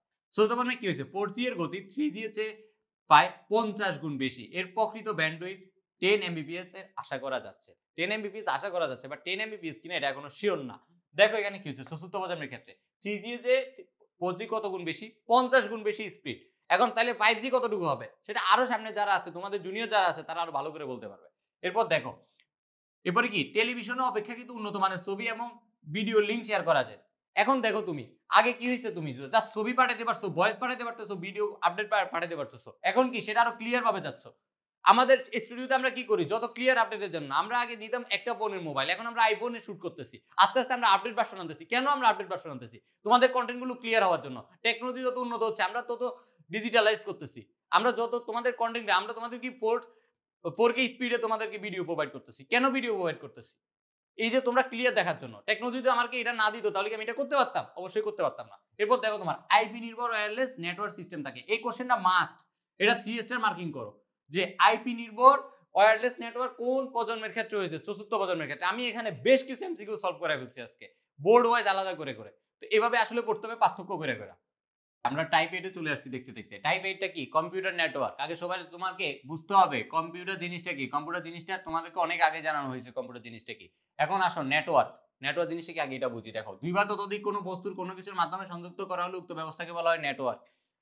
আমি দেখো তোমার সিএম ভাইয়ের সাথে আমার একটা কানেকশনে আছি। কেমন কানেকশনে আছি? তোমার সিএম ভাই মনে করো আমাদের ফুল যে টিমটা আছে এটা ফুলটা নিয়ন্ত্রণ করে। আমরা যা কন্টেন্ট রেডি করি, যা কিছু করি, তোমরা যে রেজাল্ট দিচ্ছ সবকিছু আমরা সিএম ভাইকে জানানো লাগে। তো সিএম ভাইয়ের সাথে আমি একটা কানেকশনে আছি, এটা হলো ওয়ান কাইন্ড অফ নেটওয়ার্ক। এবার দেখো, শুধু নেটওয়ার্ক। এখন আসি আমরা কম্পিউটার নেটওয়ার্কটা কি। যখন নেটওয়ার্কের সাথে কম্পিউটার যুক্ত হয়ে গেছে তখন তোমার চলে আসবে কম্পিউটার। এখন দেখো, কম্পিউটার যখন তার বা তারবিহীন মাধ্যমে সংযুক্ত হয়ে হার্ডওয়্যার বা সফটওয়্যারের মাধ্যমে, যে কোনো মাধ্যমে ব্যবস্থা করে, যে হার্ডওয়্যার বা সফটওয়্যার ইউজ করে যে নেটওয়ার্কের মাধ্যমে যে তথ্যের আদান প্রদান করে কম্পিউটার, সেটাই হলো তোমার কম্পিউটার নেটওয়ার্ক। নেটওয়ার্ক জিনিসটা আর কম্পিউটার নেটওয়ার্ক জিনিসটা দুইটা সেম না। নেটওয়ার্ক জিনিসটা হলো কি, যদি একটা মানুষের সাথে আরেকটা মানুষের যে কানেকশন হয় এটাই নেটওয়ার্ক। যখন আমি কম্পিউটার ইউজ করে এই কানেকশনটা করব তখন ওই কম্পিউটার নেটওয়ার্ক। এরপরে আসো, কম্পিউটার নেটওয়ার্কে কম্পিউটারের মালিকানার উপর ভিত্তি করে প্রকারভেদ। কয় ধরনের? দুই ধরনের। একটা হলো প্রাইভেট নেটওয়ার্ক আর একটা হলো পাবলিক নেটওয়ার্ক। তোমাদের জন্য আমাদের একটা পাবলিক গ্রুপ আছে, আবার একটা প্রাইভেট গ্রুপ আছে। কেন আমি পাবলিক গ্রুপ এবং প্রাইভেট গ্রুপ রাখছি? প্রাইভেট গ্রুপে থাকলে আমার যারা স্পেসিফিক পার্সন আছে শুধু তাদের সাথে ডিসকাস করতে পারবো। পাবলিক গ্রুপ কি? সবার জন্য। তো সেম জিনিসটা কম্পিউটার মালিকানাধীন ভিত্তির উপর কয় ধরনের? দুই ধরনের, পাবলিক এবং প্রাইভেট। যখন তোমাদের এই প্ল্যাটফর্মের যে চিন্তা করলেও তোমরা বুঝতে পারবে এই জিনিস। এরপর দেখো, সার্ভিস প্রদান এবং নিয়ন্ত্রণ কাঠামোর উপর ভিত্তি করে কম্পিউটার নেটওয়ার্কের প্রকারভেদ তিন ধরনের। সার্ভিস, এক এক প্ল্যাটফর্মের সার্ভিস এক এক রকম, তাই না? আমাদের সার্ভিস তোমাদের কোনো সাবজেক্টে ভালো লাগতে পারে, কোনো সাবজেক্টে খারাপ লাগতে পারে, হয়তো বা সব সাবজেক্টে ভালো লাগতে পারে। এখন দেখো আমি তোমারে বলি, সেটা হলো peer to peer network, client server network, hybrid network. তিনটা জিনিস, এত ডিপ কনসেপ্টে যাওয়ার দরকার নাই, জাস্ট প্রকারভেদগুলোর নাম মনে রাখবা। তারপরে একটা কোশ্চেন আমি দেখছি, সেটা হলো পিয়ার টু পিয়ার নেটওয়ার্কের মধ্যে ডেডিকেটেড কোনো সার্ভার থাকে না। বা একটা প্ল্যাটফর্ম আছে, ডেডিকেটেড কোনো সার্ভার নাই, ডেডিকেটেড কোনো পার্সন নাই, তাহলে কি চলবে? তো পিয়ার টু পিয়ার নেটওয়ার্ক যেটা, সেটা হলো ওল্ড ভার্সন। ঠিক আছে, peer to peer old version. এরপরে কি আসছে? Client server network. ক্লায়েন্ট বাড়াইছে, মানে ব্লক আকারে বাড়ানো হয়। যখন আমাদের কি, আমার এটা কেমিস্ট্রি ওয়ালাতে আমরা এটা টিম নিয়ে কাজ করতেছি, যদি আমরা দুইজনে কাজ করতাম তাহলে এই কাজগুলো এভাবে প্রোভাইড করতে পারতাম। আমরা একটা টিম নিয়ে কাজ করতেছি, তোমার ক্লায়েন্ট বাড়ানো হয়েছে, এই জিনিসটা মানা থাকবা। এরপর হচ্ছে হাইব্রিড। হাইব্রিডটা কি? বিস্তৃতি আরো বাড়ছে। তো এই জন্য কি হয়েছে, সার্ভিস প্রদানের উপর ভিত্তি করে, নিয়ন্ত্রণ কাঠামোর উপর ভিত্তি করে কম্পিউটার নেটওয়ার্ক এখন তিন ধরনের। আবারও বলে রাখি একবার, ফার্স্টেরটা কি? পিয়ার টু পিয়ার নেটওয়ার্ক, তারপরে ক্লায়েন্ট সার্ভার নেটওয়ার্ক, তারপরে হাইব্রিড নেটওয়ার্ক। আমরা কম্পিউটার নেটওয়ার্কের প্রকারভেদ নরমালি তিন ভাগে ভাগ করি। সেটা হলো কি? মালিকানা, সার্ভিস এবং ভৌগোলিক প্রকারভেদ। আমরা অলরেডি মালিকানা সার্ভিস পড়া শেষ, এখন আসলে আমরা ভৌগোলিক নিয়ে কথাবার্তা বলবো। ভৌগোলিক বিস্তৃতি অনুসারে কম্পিউটার নেটওয়ার্কের প্রকারভেদ চার প্রকার। কয় প্রকার? চার প্রকার। দেখো এখানে কি আসছে, কি প্যান, ল্যান, ম্যান, ওয়ান। এমনকি দেখতে খুব মজা লাগতেছে না ওয়ার্ডগুলো? কেমন? প্যান মানে কি? পার্সোনাল এরিয়া নেটওয়ার্ক, এই কোশ্চেনটা তোমার 3 স্টার মার্কিং করবা। তারপর ল্যান কি? লোকাল এরিয়া নেটওয়ার্ক, এটাও তুমি 3 স্টার মার্কিং করবে। এগুলো যেগুলো আছে ফুল ফর্মগুলো সবগুলো 3 স্টার মার্কিং করবা। দেখো এখানে কি? Metropolitan area network, man. তারপরে কি? Wide area network. এবার আসো, আমি তোমাকে এখন ফুললি এমসিকিউ সলভিং এ ঢুকে যাবো। এতক্ষণ ধরে আমি সবকিছু বলছি, এখন আমি বোর্ড ভিত্তিক তোমাদেরকে এমসিকিউ সলভিং এ ঢুকে যাবো। দেখো তুমি ফার্স্ট কোশ্চেন, ফ্যান কত মিটার বিস্তৃতি থাকে? এই কোশ্চেনটা আসছে তোমাদের পরীক্ষায়। তারপর দেখো ব্লুটুথ, ব্লুটুথ কোন প্রজন্মে আসছে? প্যানে আসছে। আমি স্পেসিফিক বোর্ডটা বলতে পারতেছি না, এটা কোন একটা বোর্ডে আসছে। এরপরে দেখো এখানে ক্লায়েন্ট সার্ভিস, সার্ভার এটা কোন প্রজন্মে আসছে, কোন প্রকারভেদে আসছে, ল্যান। এটা কি যশোর বোর্ড 2016, যশোর বোর্ড 2016 সালে আসছে। এরপর দেখো আরেকটা question, Barishal board, Rajshahi board 2016 সালে আসছে যে একই ভবনের বিভিন্ন কক্ষে যে নেটওয়ার্ক থাকে, মনে করে একটা ভবন, আমি এখন কেমিস্ট্রিওয়ালা যে অফিসে আছি, এটা তো বিভিন্ন তালা ফ্লোর আছে, যে ফ্লোরে আছি এই ফ্লোর থেকে তুমি আরেকটা ফ্লোরে আরেকটা কক্ষের সাথে তুমি নেটওয়ার্ক করবে, এটা কোন জায়গায় যাবে, এটা তোমার ল্যানে যাবে। এরপর দেখো ল্যান কি 10 কিলোমিটার বা তার চেয়ে বেশি বিস্তৃতি থাকে, 10 কিলোমিটার বা তার চেয়ে বেশি যে নেটওয়ার্ক বিস্তৃতি আছে এটা তোমার লোকালের মধ্যে পড়ে। এরপর আসো তোমার এখন একটা কোশ্চেন আসতে পারে যে ভাই আমি কি সব যে লোকাল এরিয়ার মধ্যে যতগুলো নেটওয়ার্ক আছে সব সাথে কি আমি কানেকশন হতে পারবো কিনা, আসলে না, হতে পারবে না। এখানে তোমার পেরিফেরাল ডিভাইস লাগবে, ডিভাইসগুলো পেরিফেরাল হতে হবে, যেমন কি প্রিন্টার, জিনিসটা এক্সাম্পলটা মাথায় রাখবা, প্রিন্টার যদি কখনো পেরিফেরাল ডিভাইসের অপশন আসে তাহলে প্রিন্টার দিবা, কারণ তোমাদের বইতে সব জায়গায় শুধু প্রিন্টার এক্সাম্পলটাই দেওয়া আছে। এরপর দেখো ম্যানে আসো, মেট্রোপলিটন এরিয়া নেটওয়ার্ক, একটি শহরে বিভিন্ন স্থানে অবস্থিত কম্পিউটারগুলোর মধ্যে এবং বিভিন্ন ডিভাইসের মধ্যে যে নেটওয়ার্ক থাকে সেটা কি, সেটা হলো তোমার ম্যান। এখন দেখো আমি ফার্স্টেরটা কি বলছি, ল্যান থেকে ম্যানের এরিয়া বড়, কারণ কি এটা তোমার একটা শুধু একটা বিল্ডিং বা একটা ভবনের বিভিন্ন কক্ষে, আর এটা শহরের বিভিন্ন জায়গায়, তাহলে একটা শহর কি অনেক বড় না? আমার ঢাকা সিটিতে যদি আমি পুরোটা কন্ট্রোল করতে চাই তাহলে আমার মেট্রোপলিটনে যেতে হবে। দেখো আমি এখানে কি বলছে, একটা এক্সাম্পল আসছে ওয়াইফাই এবং ওয়াইম্যাক্স, চিন্তা করো আমি পড়ছিলাম ওয়াইফাই এবং ওয়াইম্যাক্স এর পার্থক্য পড়ে আসছি। ওয়াইফাই এর ক্ষেত্রে কি হয়েছে, ওয়াইফাই তোমার কোনটাতে, তাহলে তোমার বলো ওয়াইফাই এর এক্সাম্পল এখানে কোনটাতে যাবে, লোকালে যাবে না ম্যানে যাবে, সব আমাকে জানাবা। তারপর আমি তোমাদের বলে দিচ্ছি, দেখো ওয়াইফাই জিনিসটা আসবে সেটা তোমার ল্যানের মধ্যে আসবে, তারপর আসবে ম্যান যেটা সেটা আসবে ওয়াই ম্যাক্স। যখন 2018 সালে যে সম্মিলিত কোশ্চেনটা হয়েছে এসএসসির ক্ষেত্রে তখন এই কোশ্চেনটা আসছে যে ওয়াই ম্যাক্স এর এক্সাম্পল কি, বা এগুলো তোমার মাথা কাটায় বলতে হবে, সবগুলো এক্সাম্পল তোমাকে এখন ডিপভাবে বলে দিবে না কেউ। তারপর আমি বলে দিচ্ছি যে ওয়াইফাই এবং ওয়াই ম্যাক্স, ওয়াইফাইটা এখনো কোশ্চেন আসে নাই ল্যানের ক্ষেত্রে, কিন্তু এটা আসতে পারে পরীক্ষা। দেখো ওয়ান কি সর্ববৃহৎ এরিয়া, সর্ববৃহৎ এরিয়া পুরো বাংলাদেশকে একটা নেটওয়ার্কে নিতে চাবা, বা একটা তুমি ঢাকা রাজশাহী সিলেটে তুমি নিতে যাচ্ছ, তাহলে কিভাবে নিবা তুমি, তাহলে তোমাকে অবশ্যই মানে যেতে হবে, কারণ এটা সর্ববৃহৎ এরিয়া। এখন এটার এক্সাম্পল আসতে পারে, এটার এক্সাম্পল কি ভাই, এটার এক্সাম্পল হলো ইন্টারনেট। এখন কোশ্চেন আসতে পারে ভাই পুরাটাই তো ইন্টারনেট, আসলে পুরাটা ইন্টারনেট ঠিক আছে, কিন্তু একটা বিস্তৃতি ভৌগোলিক এরিয়া যে এটা নেটওয়ার্কিং মধ্যে আসে, ইন্টারনেটে যত বেশি বিস্তৃতি আসবে তখন সেটাকে বলা ওয়ান ক্যান এটা নেটওয়ার্ক। তো দেখো এই নেটওয়ার্ক যেটা আছে, নেটওয়ার্ক যেটা সেটাকে যদি তুমি অনেক বড় করো, বড় করে আকারে যে প্রকাশ করো 3G, আমরা পড়ছি 3G 4G 5G যে জেনারেশনগুলো, এগুলো আসলে তোমার ওয়ানের মধ্যে পড়ে। ঠিক আছে, আমরা তোমার টাইপ 9 এ চলে আসছি। টাইপ 9 এ যে জিনিসগুলো আছে এগুলো তোমাকে আমি চ্যাপ্টারের শুরুতেই বুঝাই ফেলছি একবার, তারপরে এই জিনিসগুলো আমি আরেকবার বলতেছি যেন তোমাদের মধ্যে জিনিসগুলো মাথায় গেঁথে যায়। এবং এই জিনিসগুলোতে আমি সবকিছু ডিপভাবে বলবো না, কারণ হলো আমি তোমাদেরকে একবার বলছি। এখন তোমাদেরকে আমি কি করব, এখান থেকে যে যে এমসিকিউ গুলো আসে ওগুলো আমি সলভ করাবো। দেখো তুমি আসো, ভিতরে আসো। মডেম, মডেম জিনিসটা কি বলছিলাম, কি মডুলেশন এবং ডিমডুলেশনের মাধ্যমে এটা তথ্যের আদান প্রদান করে। এখন বলো ভাই মডুলেশন কি ডিমডুলেশন কি? মডুলেশন জিনিসটা কি, ডিজিটাল থেকে অ্যানালগে নেয়, ডিজিটাল থেকে অ্যানালগ কি নেয়, মডুলেশন। তাহলে ডিমডুলেশন কি দেয়, তার বিপরীতটা, সেটা কি অ্যানালগ থেকে ডিজিটালে নেয়। ওই যে বুঝছো ভাইয়ারা? এবার দেখো এনআইসি এর পূর্ণরূপ কি, network interface card, network interface card. এখন কার্ড রিলেটেড এটা কোশ্চেন থাকতে পারে, ল্যান কার্ড অনেকেই শুনছো। দেখো ভাইয়ারা, কম্পিউটার নেটওয়ার্কের সাথে সংযুক্ত করার জন্য নেটওয়ার্ক ইন্টারফেস কার্ড ব্যবহার করা হয়, এটাকে বলা হয় ল্যান কার্ড। আবার ল্যান কার্ডের তোমার অন্য একটা নাম আছে, সেই নামটা কি, network adapter. Network adapter, adapter জিনিসটা অনেকে নাম শুনছো, আমরা যখন সার্চ দেই মোবাইল, জিনিসটা একটা আছে অ্যাডাপ্টার, এরকম ওই জিনিসটাই হলো ওয়ান কাইন্ড অফ তোমার কার্ডের মতো। ঠিক আছে, ল্যান কার্ড। এবার আসো তোমার রিপিটার জিনিসটা কি, রিপিটার জিনিসটা কি, তুমি একটা জিনিস হারাই ফেলছো, ওটা আবার রিপিট ব্যাক করতে চাও, তাহলে কি পুনরুদ্ধার করা বা কোনো একটা জিনিসকে অ্যাম্পলিফাই করা, এটা কি তোমার কাজ হলো রিপিটার। আসো তুমি হাব, এই জিনিসটা ইম্পর্টেন্ট, 3 স্টার মার্কিং করবা। নেক্সট আমি টপোলজি পড়াবো, টপোলজি পড়াতে হাব অনেক বেশি আসবে।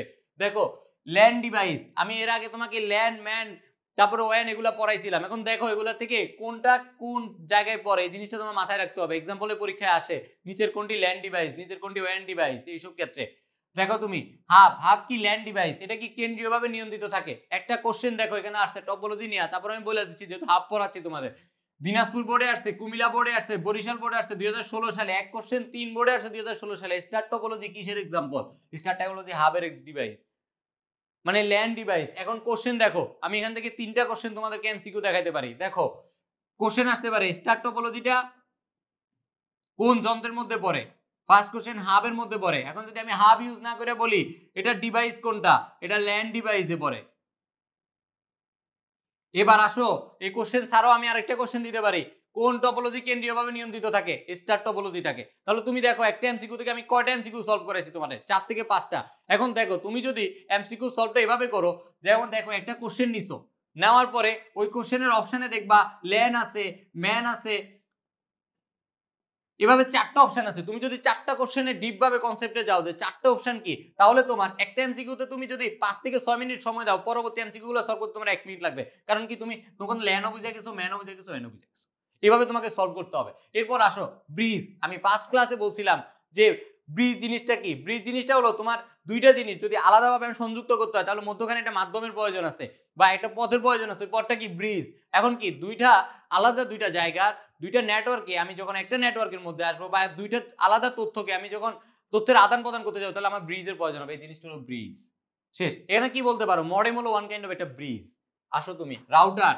রাউটার জিনিসটা কি? আমি এর আগে তোমার ল্যান্ড ডিভাইস দুইটা পড়াইছিলাম, switch LAN device, hub LAN device. এখন দেখো রাউটার কি? রাউটার কি? ওয়্যান ডিভাইস। তারপরে গেটওয়ে কি? ওয়্যান ডিভাইস। এভাবে তোমাকে মাথায় পেরে পড়তে হবে। আমি তোমাকে ল্যান্ড পড়াইছিলাম, তারপরে ম্যান পড়াইছিলাম, এগুলো যেগুলো পড়াইছি এই নোটটা এবং এর আগের যে 1 মিনিট আগে যেটা পড়াইছিলাম ওই জিনিসটা দুইটা একসাথে নোট করবা, যেমন দুই পাশে যেন থাকে এভাবে নোট করে পড়বা। দুইটার দিকে তাকালে তোমার এমসিকিউ পাই এখানে তোমার 20+ এমসিকিউ সলভ হয়ে যাবে। এবং এখান থেকে তুমি 2 মার্ক মাস্ট। আমরা টাইপ 10 এ চলে আসছি। আমাদের আর এরপর আর একটা টাইপ আছে, টপোলজি। মোস্ট ইম্পর্টেন্ট টপিকস এই চ্যাপ্টারের মধ্যে টপোলজি জিনিসটা।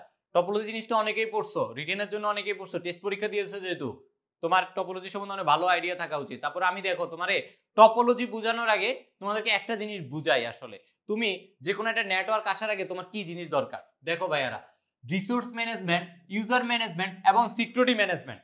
দেখো তুমি একটা জিনিস কোন একটা জায়গায় তথ্যের আদান প্রদান করবা, কিন্তু তোমার কাছে কোনো রিসোর্স নাই, তাহলে তথ্যের আদান প্রদানটা কোথায় থেকে করবা ভাইয়া?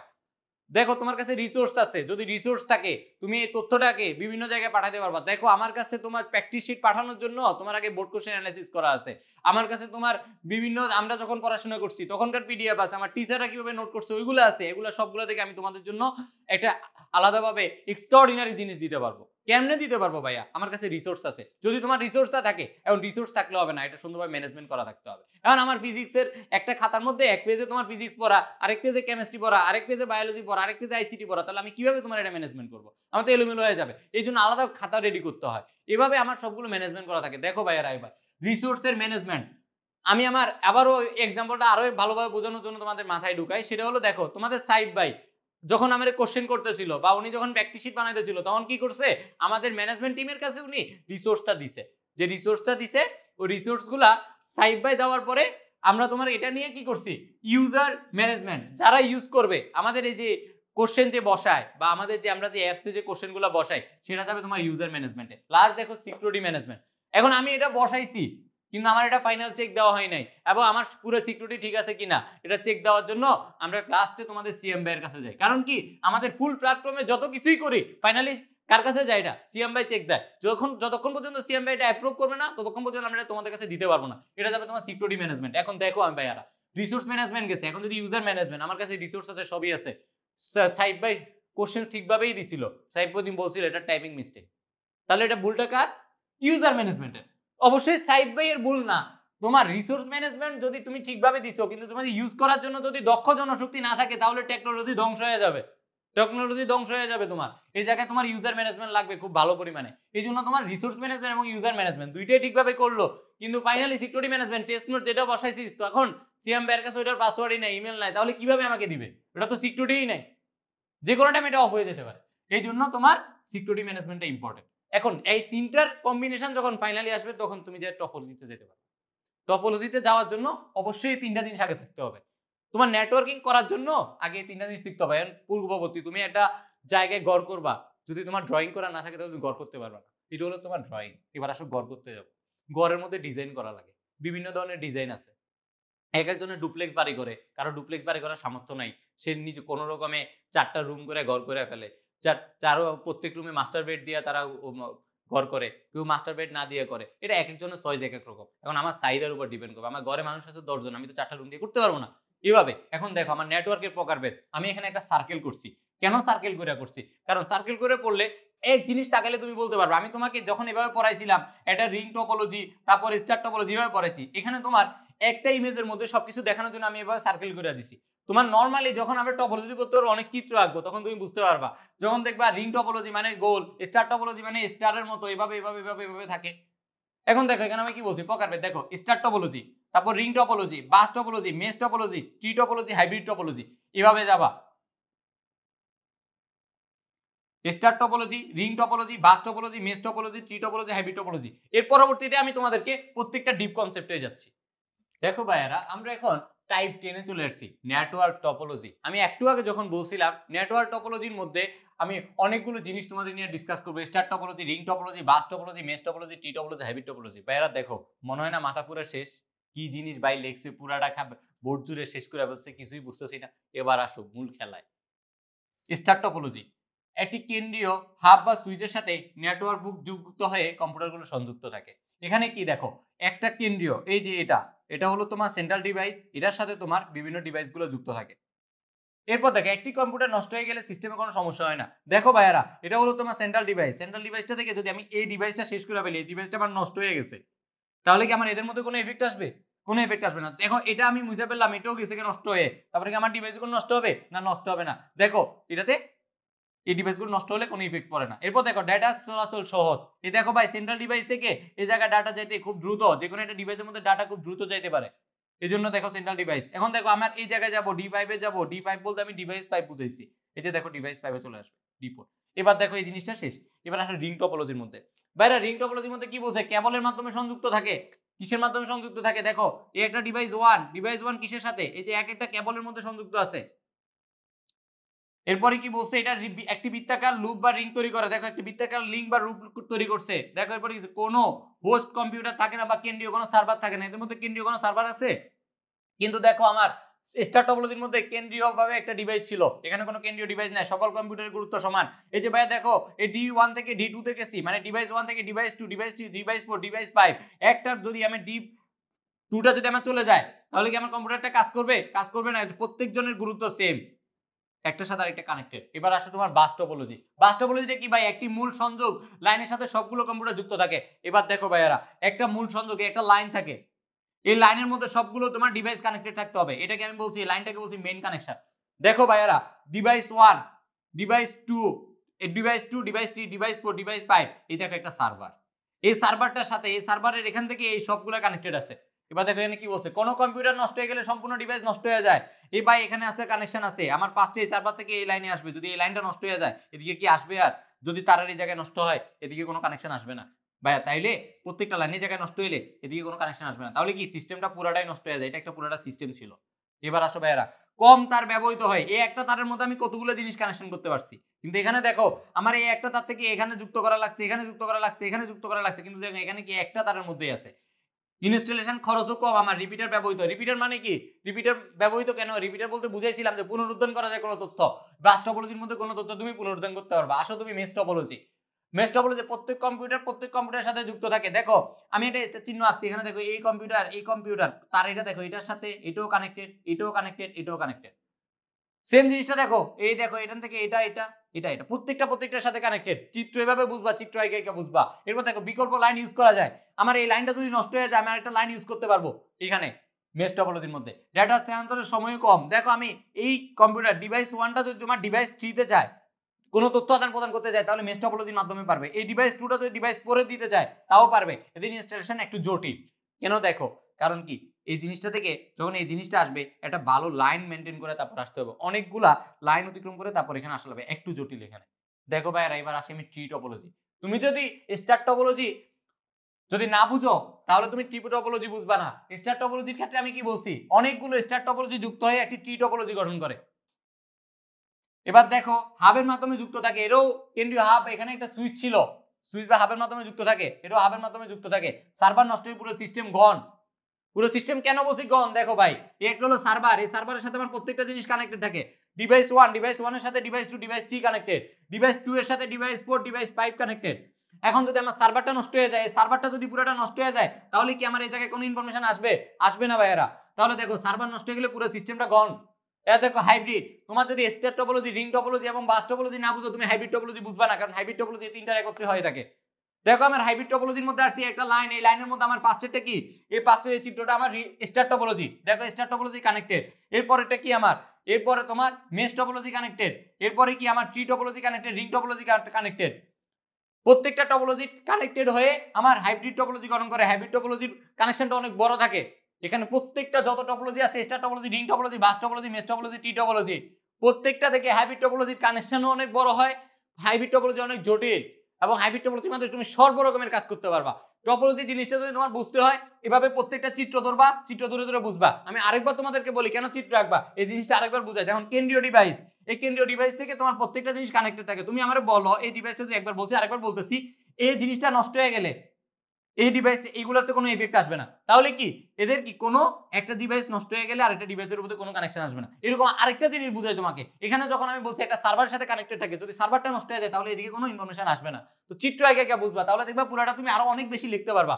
যদি তোমার রিটেন কোশ্চেন আসে, এই একটা চিত্র আঁকবা, চিত্র আঁকার পরে চিত্রতে তুমি যা যা বুঝো তাই ব্যাখ্যা করে দিবা, তাহলে টপোলজি শেষ।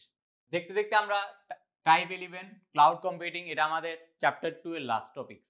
দেখো আমরা এটা কি ক্লাউড কম্পিউটিং, সবার আগে জিনিসটা মাথায় রাখবা সেটা হলো এটি কোনো নির্দিষ্ট কোনো টেকনোলজি না, এটা অনেকগুলো টেকনোলজির মিশ্রণে হয়ে থাকে, অনেকগুলো টেকনোলজি একত্রে গঠিত হয়ে ক্লাউড কম্পিউটিং করে। এবার আসো ক্লাউড কম্পিউটিংটা কি। ক্লাউড কম্পিউটিং হলো একটি ইন্টারনেট ভিত্তিক একটি বিশেষ পরিষেবা বা একটি ব্যবসায়িক মডেল যেখানে বিভিন্ন ধরনের রিসোর্স শেয়ার করা যায়, কম্পিউটিং সেবা করা যায়, সার্ভার তারপরে ইত্যাদির মাধ্যমে সুযোগ সুবিধা প্রদান। অর্থাৎ ক্লাউড কম্পিউটিং হলো বিভিন্ন ধরনের সফটওয়্যারের মিশ্রণ, বিভিন্ন ধরনের মডেলের মিশ্রণ এবং বিভিন্ন রিসোর্সের একসাথে শেয়ার করা হয়, একসাথে কাজ করা যায়, এটা হলো তোমার ক্লাউড কম্পিউটিং। আসো তোমার ক্লাউড কম্পিউটিং এর প্রকারভেদ।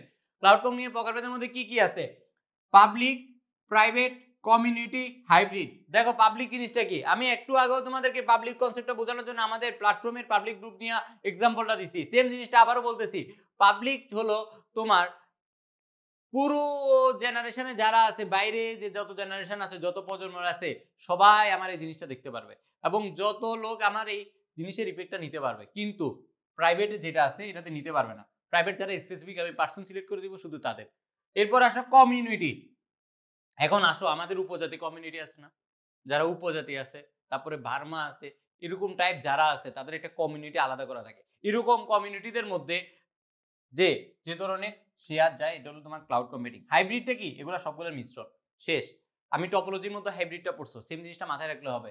এরপর দেখো ক্লাউড কম্পিউটিং এর সেবা। ক্লাউড কম্পিউটিং গুলো কি রকম সেবা দেয়, অবকাঠামোগত সেবা, প্ল্যাটফর্ম ভিত্তিক সেবা, সফটওয়্যার ভিত্তিক সেবা, নেটওয়ার্ক সেবা।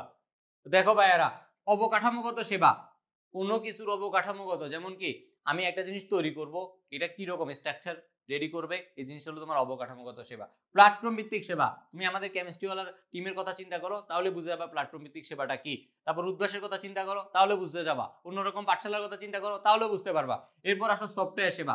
আমি একটা জিনিস যখন চালাতে যাব তখন আমার সফটওয়্যার জিনিসটা কোথা থেকে আসবে, দেখুন আমি এই প্ল্যাটফর্মটা আছে কিন্তু আমার সফটওয়্যার নাই, তাহলে আমি টেকনোলজি ইউজ করতে পারতেছি না। অবশ্যই তোমাকে সে জায়গায় সফটওয়্যার সেবা থাকে, এরপর নেটওয়ার্ক সেবা থাকে। এই সবগুলো সেবা যদি একসাথে মিশ্রণ হয় তাহলে তুমি ক্লাউড কম্পিউটিং নিয়ে বলতে পারবা। ঠিক আছে ভাইরা, ক্লাউড কম্পিউটিং এত ডিপ কোশ্চেন আসে না। ক্লাউড কম্পিউটিংটা কি, ক্লাউড কম্পিউটিংটা কেন ইউজ করা হয়, এই টাইপ কোশ্চেন। এমসিকিউ সলভিং এ আসতেছি। দেখো এখন আমরা চ্যাপ্টার 2 এর এমসিকিউ সলভে ঢুকবো। চ্যাপ্টার 2 এর আমার 11টা টাইপ শেষ হওয়ার পরে আমি কেমন বুঝছি বা কেমন আমি পারি, কেমন আমার কাছে পান্তা ভাতের মতো লাগে, দেখো আমি এখন আমরা সলভ করতে আসতেছি।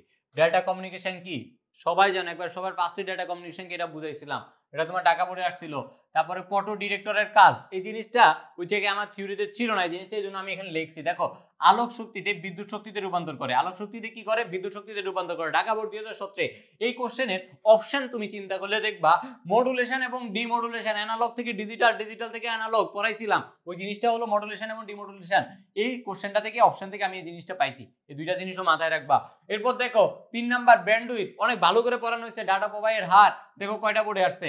এরপর দেখো বিপিএস এর ফুল মিনিং কি, এটা দেখো বিপিএস এর ফুল মিনিংটা তোমার bit per second, Jessore board 2017 সালে আসছে। তারপর ন্যারো ব্যান্ড ব্যবহৃত হয় কোথায়, টেলিফোনে, এর আগের চ্যাপ্টারে এই জিনিসটা ছিল। তারপর দেখো ভয়েস ব্যান্ডের সর্বোচ্চ গতি কত, 9600 বিপিএস ভয়েস ব্যান্ড আছে, তারপরে ন্যারো ব্যান্ড আছে, ব্রডব্যান্ড আছে, এগুলো সবগুলা জিনিস আমি তোমার চার্ট বাই চার্ট আকারে পড়ানো হয়েছে। ওই চার্টটা যদি তুমি ভালো করে পড়ো তাহলে এমসিকিউগুলো সবগুলো পারবা। দেখো ভাই আরেকটা কি ব্রডব্যান্ড, ব্রডব্যান্ডের ব্যান্ডউইথ কত 1 Mbps বা এর অধিক, কুমিল্লা বোর্ডে আসছে। দেখো অ্যাসিনক্রোনাস এর কি বরিশাল বোর্ড 2017 প্রাইমারি স্টুডেন্টে ব্যবহৃত অ্যাসিনক্রোনাস যেখানে পড়াইছিলাম তখন ওখানে আমি তোমাকে এভাবে পার্থক্য আকারে পড়াইছিলাম। ওই জিনিসটা ভালো করে একটু পড়বা, রিভিশন দিয়ে বা রিভিশন দিলে অ্যাসিনক্রোনাস নিয়ে বেশিরভাগ টাইমই কোশ্চেন আসছে। এটা 3 স্টার মার্কিং করো। দেখো ডাটা ট্রান্সমিশনের মোড কয় প্রকার? 3 প্রকার। দেখো এই জিনিসটা কি সিমপ্লেক্স, ডুপ্লেক্স, হাফ ডুপ্লেক্স পড়াইছিলাম। ওই জায়গায় দেখো সিমপ্লেক্সটা কি, এখান থেকে এই চিত্রটা আসছে। এরকম চিত্র দিয়ে তোমার বলতে পারে কোনটা সিমপ্লেক্স, কোনটা হাফ ডুপ্লেক্স, কোনটা ফুল ডুপ্লেক্স। দেখো দুইজন ব্যক্তির মধ্যে কথোপকথন, এটা কি ফুল ডুপ্লেক্সের এক্সাম্পল। আমি সবকিছু বলছিলাম ভিডিও কল, অডিও কল, কিসের এক্সাম্পল? ফুল ডুপ্লেক্সের এক্সাম্পল। দেখো ভাইয়া ব্রডকাস্টের এক্সাম্পল কোনটি? টিভি সম্প্রচার। এরপর যদি বলা হয় তোমার যে ভিডিও কনফারেন্সিং, এগুলো কি ওয়ান কাইন্ড অফ ব্রডকাস্ট, এগুলো বলতে হবে তোমাকে। দেখো এসএমএস কি মাল্টিকাস্টের এক্সাম্পল, সিলেট বোর্ডে আসছিল। টুইস্টেড পেয়ার কেবলের রং কি? সাদা। এই জিনিসটা এখানে আমি বলি নাই, এজন্য আমি এখানে স্পেসিফিক ভাবে এটা বলছি, যেটা আমি বলি নাই এটা আমি বলতেছি কিন্তু এখানে। এটা কি সাদা, রাজশাহী বোর্ডে আসছে। তারপর দেখো কোএক্সিয়াল কেবলে ডাটা স্থানান্তরের হার। তো এই জিনিসটা তুমি যখন কেবল সম্বন্ধে পড়বা ওইখানে যে কোশ্চেনটা লিখবা, দেখার পর আনসারটা আমাকে বলবা। দেখো তুমি এরপরে নাম্বার কোএক্সিয়াল কেবল কয় ভাগে বিভক্ত? 2 ভাগে বিভক্ত। এইচএসসি 2018 সালে আসছিল যখন তোমার সম্মিলিত কোশ্চেন ছিল। পর দেখো তোমার ডাটা ট্রান্সফার সর্বোচ্চ কোন কেবলে হয়ে থাকে? অপটিক্যাল কেবলে। অনেক পার্থক্য করে পড়ানো হয়েছে এটাও। তারপর দেখো অপটিক্যাল কেবলের ভেতরের অংশ কি? Core cladding jacket. এরকম আমি চিত্র আঁকা তোমাদেরকে পড়ানো হয়েছে ওই জিনিসগুলা, ওইখানে ভালো করে পড়বা। দেখো ভাই এমসিকিউ এই পর্যন্ত পাই অনেকগুলো সলভ করে ফেলছি, তারপর আরো কিছু এমসিকিউ সলভ করে দেখি আমরা কতটুকু পারি। দেখো ভাই IEEE এর ওয়াইফাই এর স্ট্যান্ডার্ড মান কত? 802.11। এরপর দেখো ওয়াইফাই যখন পারছো তুমি ওয়াইম্যাক্স ও পারবা, কারণ আমি ডিফারেন্স এটা ওয়াইফাই ওয়াইম্যাক্স এর পড়াইছিলাম। এরপর দেখো ভাই ব্লুটুথটা কি? ফ্যান ল্যান ম্যানের যে এক্সাম্পল গুলো আছে ওখানে তখন বলছিলাম ফ্যান ল্যান থেকে কি কি কোশ্চেন আসতে পারে পড়ানোর সময়, ঠিকই বলছিলাম। দেখো ভাই মোবাইল ফোন কোন প্রজন্মে? দ্বিতীয় প্রজন্মের, এই কোশ্চেনটাও বলছিলাম। দেখো জিপিআরএস এর ফুল ফর্ম, জিএসএম এর ফুল ফর্ম আমি তোমাদেরকে এখন বলবো না, তোমরা ক্লাসটা দেখলেই এই জিনিসটা আনসার আমাকে বলবা। তারপর দেখো ক্লায়েন্ট সার্ভার কোথায় ইউজ করা হয়? ক্লায়েন্ট সার্ভার ল্যান ইউজ করা হয়। একই ভবনের বিভিন্ন কক্ষে যদি ইউজ করা হয় তাহলে কোন নেটওয়ার্ক ইউজ করা হয়? ল্যান ইউজ করা হয়। তারপরে ওয়াইম্যাক্স এ কোন নেটওয়ার্কের এক্সাম্পল? ম্যানের এক্সাম্পল। তারপরে দেখো স্টার টপোলজিতে কি ইউজ করা হয়? হাব বা সুইচ ইউজ করা হয়। তারপর টোটাল কয় ধরনের টপোলজি থাকে? 6 ধরনের টপোলজি থাকে। এই কোশ্চেনগুলো বান্তাবাতের মতো ভাই, 30 সেকেন্ডও লাগবে না এই কোশ্চেনগুলো শেষ করতে, 1 সেকেন্ডের ব্যাপার। তোমার টাইম বেশি দিতে হবে তোমাকে নাম্বার সিস্টেমের মধ্যে, HTML এর মধ্যে ওই জিনিসগুলোতে দিবা। এই থিওরিক্যাল কোশ্চেনগুলোতে তোমার 1 সেকেন্ড কোশ্চেনে টাইম দিবা, 1 থেকে 2 সেকেন্ড কোশ্চেন দাগানোতে যা সময় লাগে তাই। দেখো ভাই কেন্দ্রীয় হাব কোন থাকে? স্টারে থাকে। স্টার টপোলজি কি ছিল আমার? এরকম একটা ছিল। এরপরে এইভাবে এটা কি আমার সেন্ট্রাল ডিভাইস ছিল, সেন্ট্রাল ডিভাইস থেকে ডিভাইসগুলো ভাগ করা ছিল, তাই না? এখানে কেন্দ্রীয় হাব থাকে। তারপরে প্রত্যেকটা টপোলজির আমি পিকার একা পড়াইছিলাম। ওই পিকারগুলো সবচেয়ে ইম্পর্টেন্ট, অনেকগুলো কোশ্চেন আসছে পিকার নিয়ে, আমি তোমাদেরকে সবগুলো পিকার দেখানোর টাইম এখন আমাদের কাছে নাই। পর দেখো ভাই ক্লাউড কম্পিউটিং এর সুফল। ক্লাউড কম্পিউটিং কি? সাশ্রয়ী এবং সহজলভ্য। ক্লাউড কম্পিউটিংটা যখন পড়বা, ক্লাউড কম্পিউটিংটা কি এবং এটা কি কাজে লাগে, জাস্ট এই টপিকসটাই পড়বা। এই টপিকটা থেকে সবচেয়ে বেশি কোশ্চেন আসছে ভাইয়ারা। দেখো এবার আমরা কিছু ইউনিভার্সিটি কোশ্চেন দেখবো, যে আমাদের এই ক্লাসটা করার পরে ইউনিভার্সিটি কত পার্সেন্ট কোশ্চেন আমরা পারি। দেখো ভাই ইউনিভার্সিটি কোশ্চেনে যখন আসছি, কোথা থেকে কোশ্চেন আসছে? ব্যান্ডউইথ সম্বন্ধে কোশ্চেন আসছে, পারবো আমরা। দেখো ডিজিটাল থেকে অ্যানালগ কিসের মাধ্যমে হয়? মডেমের মাধ্যমে। আমি তোমাদেরকে মডুলেশন ডিমডুলেশন বলছিলাম। ডিজিটাল থেকে অ্যানালগ হলে কি হয়? অ্যানালগ থেকে ডিজিটাল হলে কি হয়? তারপর দেখো এসএমএস এর ফুল মিনিং আসছে। তারবিহীন এবং তারযুক্ত মাধ্যম যেগুলো আছে সেগুলো সম্বন্ধে বলছিলাম, খুব সুন্দরভাবে ড্র করে দেখাইছিলাম। পর দেখো ভাই ফ্যান ল্যান ম্যান ওয়েন, এই 4টা জিনিস খুব সুন্দরভাবে পার্থক্য করে পড়াইছিলাম। এই 4টা জিনিস থেকে বহুত কোশ্চেন আসছে তোমার রাজশাহী ইউনিভার্সিটিতে, তারপরে সিইউতে, তারপর তোমার গুচ্ছের যে কয়েকটা ইউনিভার্সিটি আগে যারা গুচ্ছের বাইরে ছিল ওদের ক্ষেত্রে আসছিল ভাইয়া। এরপর দেখো পূর্ণ অভ্যন্তরীণ প্রতিফলন সম্বন্ধে কোশ্চেন আসছে। অপটিক্যাল ফাইবার যেখানে পড়াইছিলাম তখন বলছিলাম এটা। তারপর ডাটা কমিউনিকেশন সিস্টেমের উপাদান কয়টি? 5টি। খুব সুন্দরভাবে এভাবে একটা দুইটা করে ভাগ করে পড়ানো হয়েছে। তো ক্লাসটা আগে করবা, তারপর সলভিং এ আসবা। যে প্র্যাকটিস শিটটা দেওয়া হবে ওই প্র্যাকটিস শিটটা সলভ করবা, তারপর দেখবা এই এমসিকিউ গুলো তোমার কাছে পান্তাবা। দেখো ওয়াইফাই ওয়াইম্যাক্স সম্বন্ধে কোশ্চেন আসছে। তুমি যদি সেকেন্ড চ্যাপ্টারের ক্লাসগুলা এবং আমার যদি তুমি প্র্যাকটিস শিটটা দেখো তাহলে অবশ্যই ইউনিভার্সিটি এবং বোর্ড কোশ্চেনে তুমি 95% কভার হয়ে যাবে ইনশাআল্লাহ।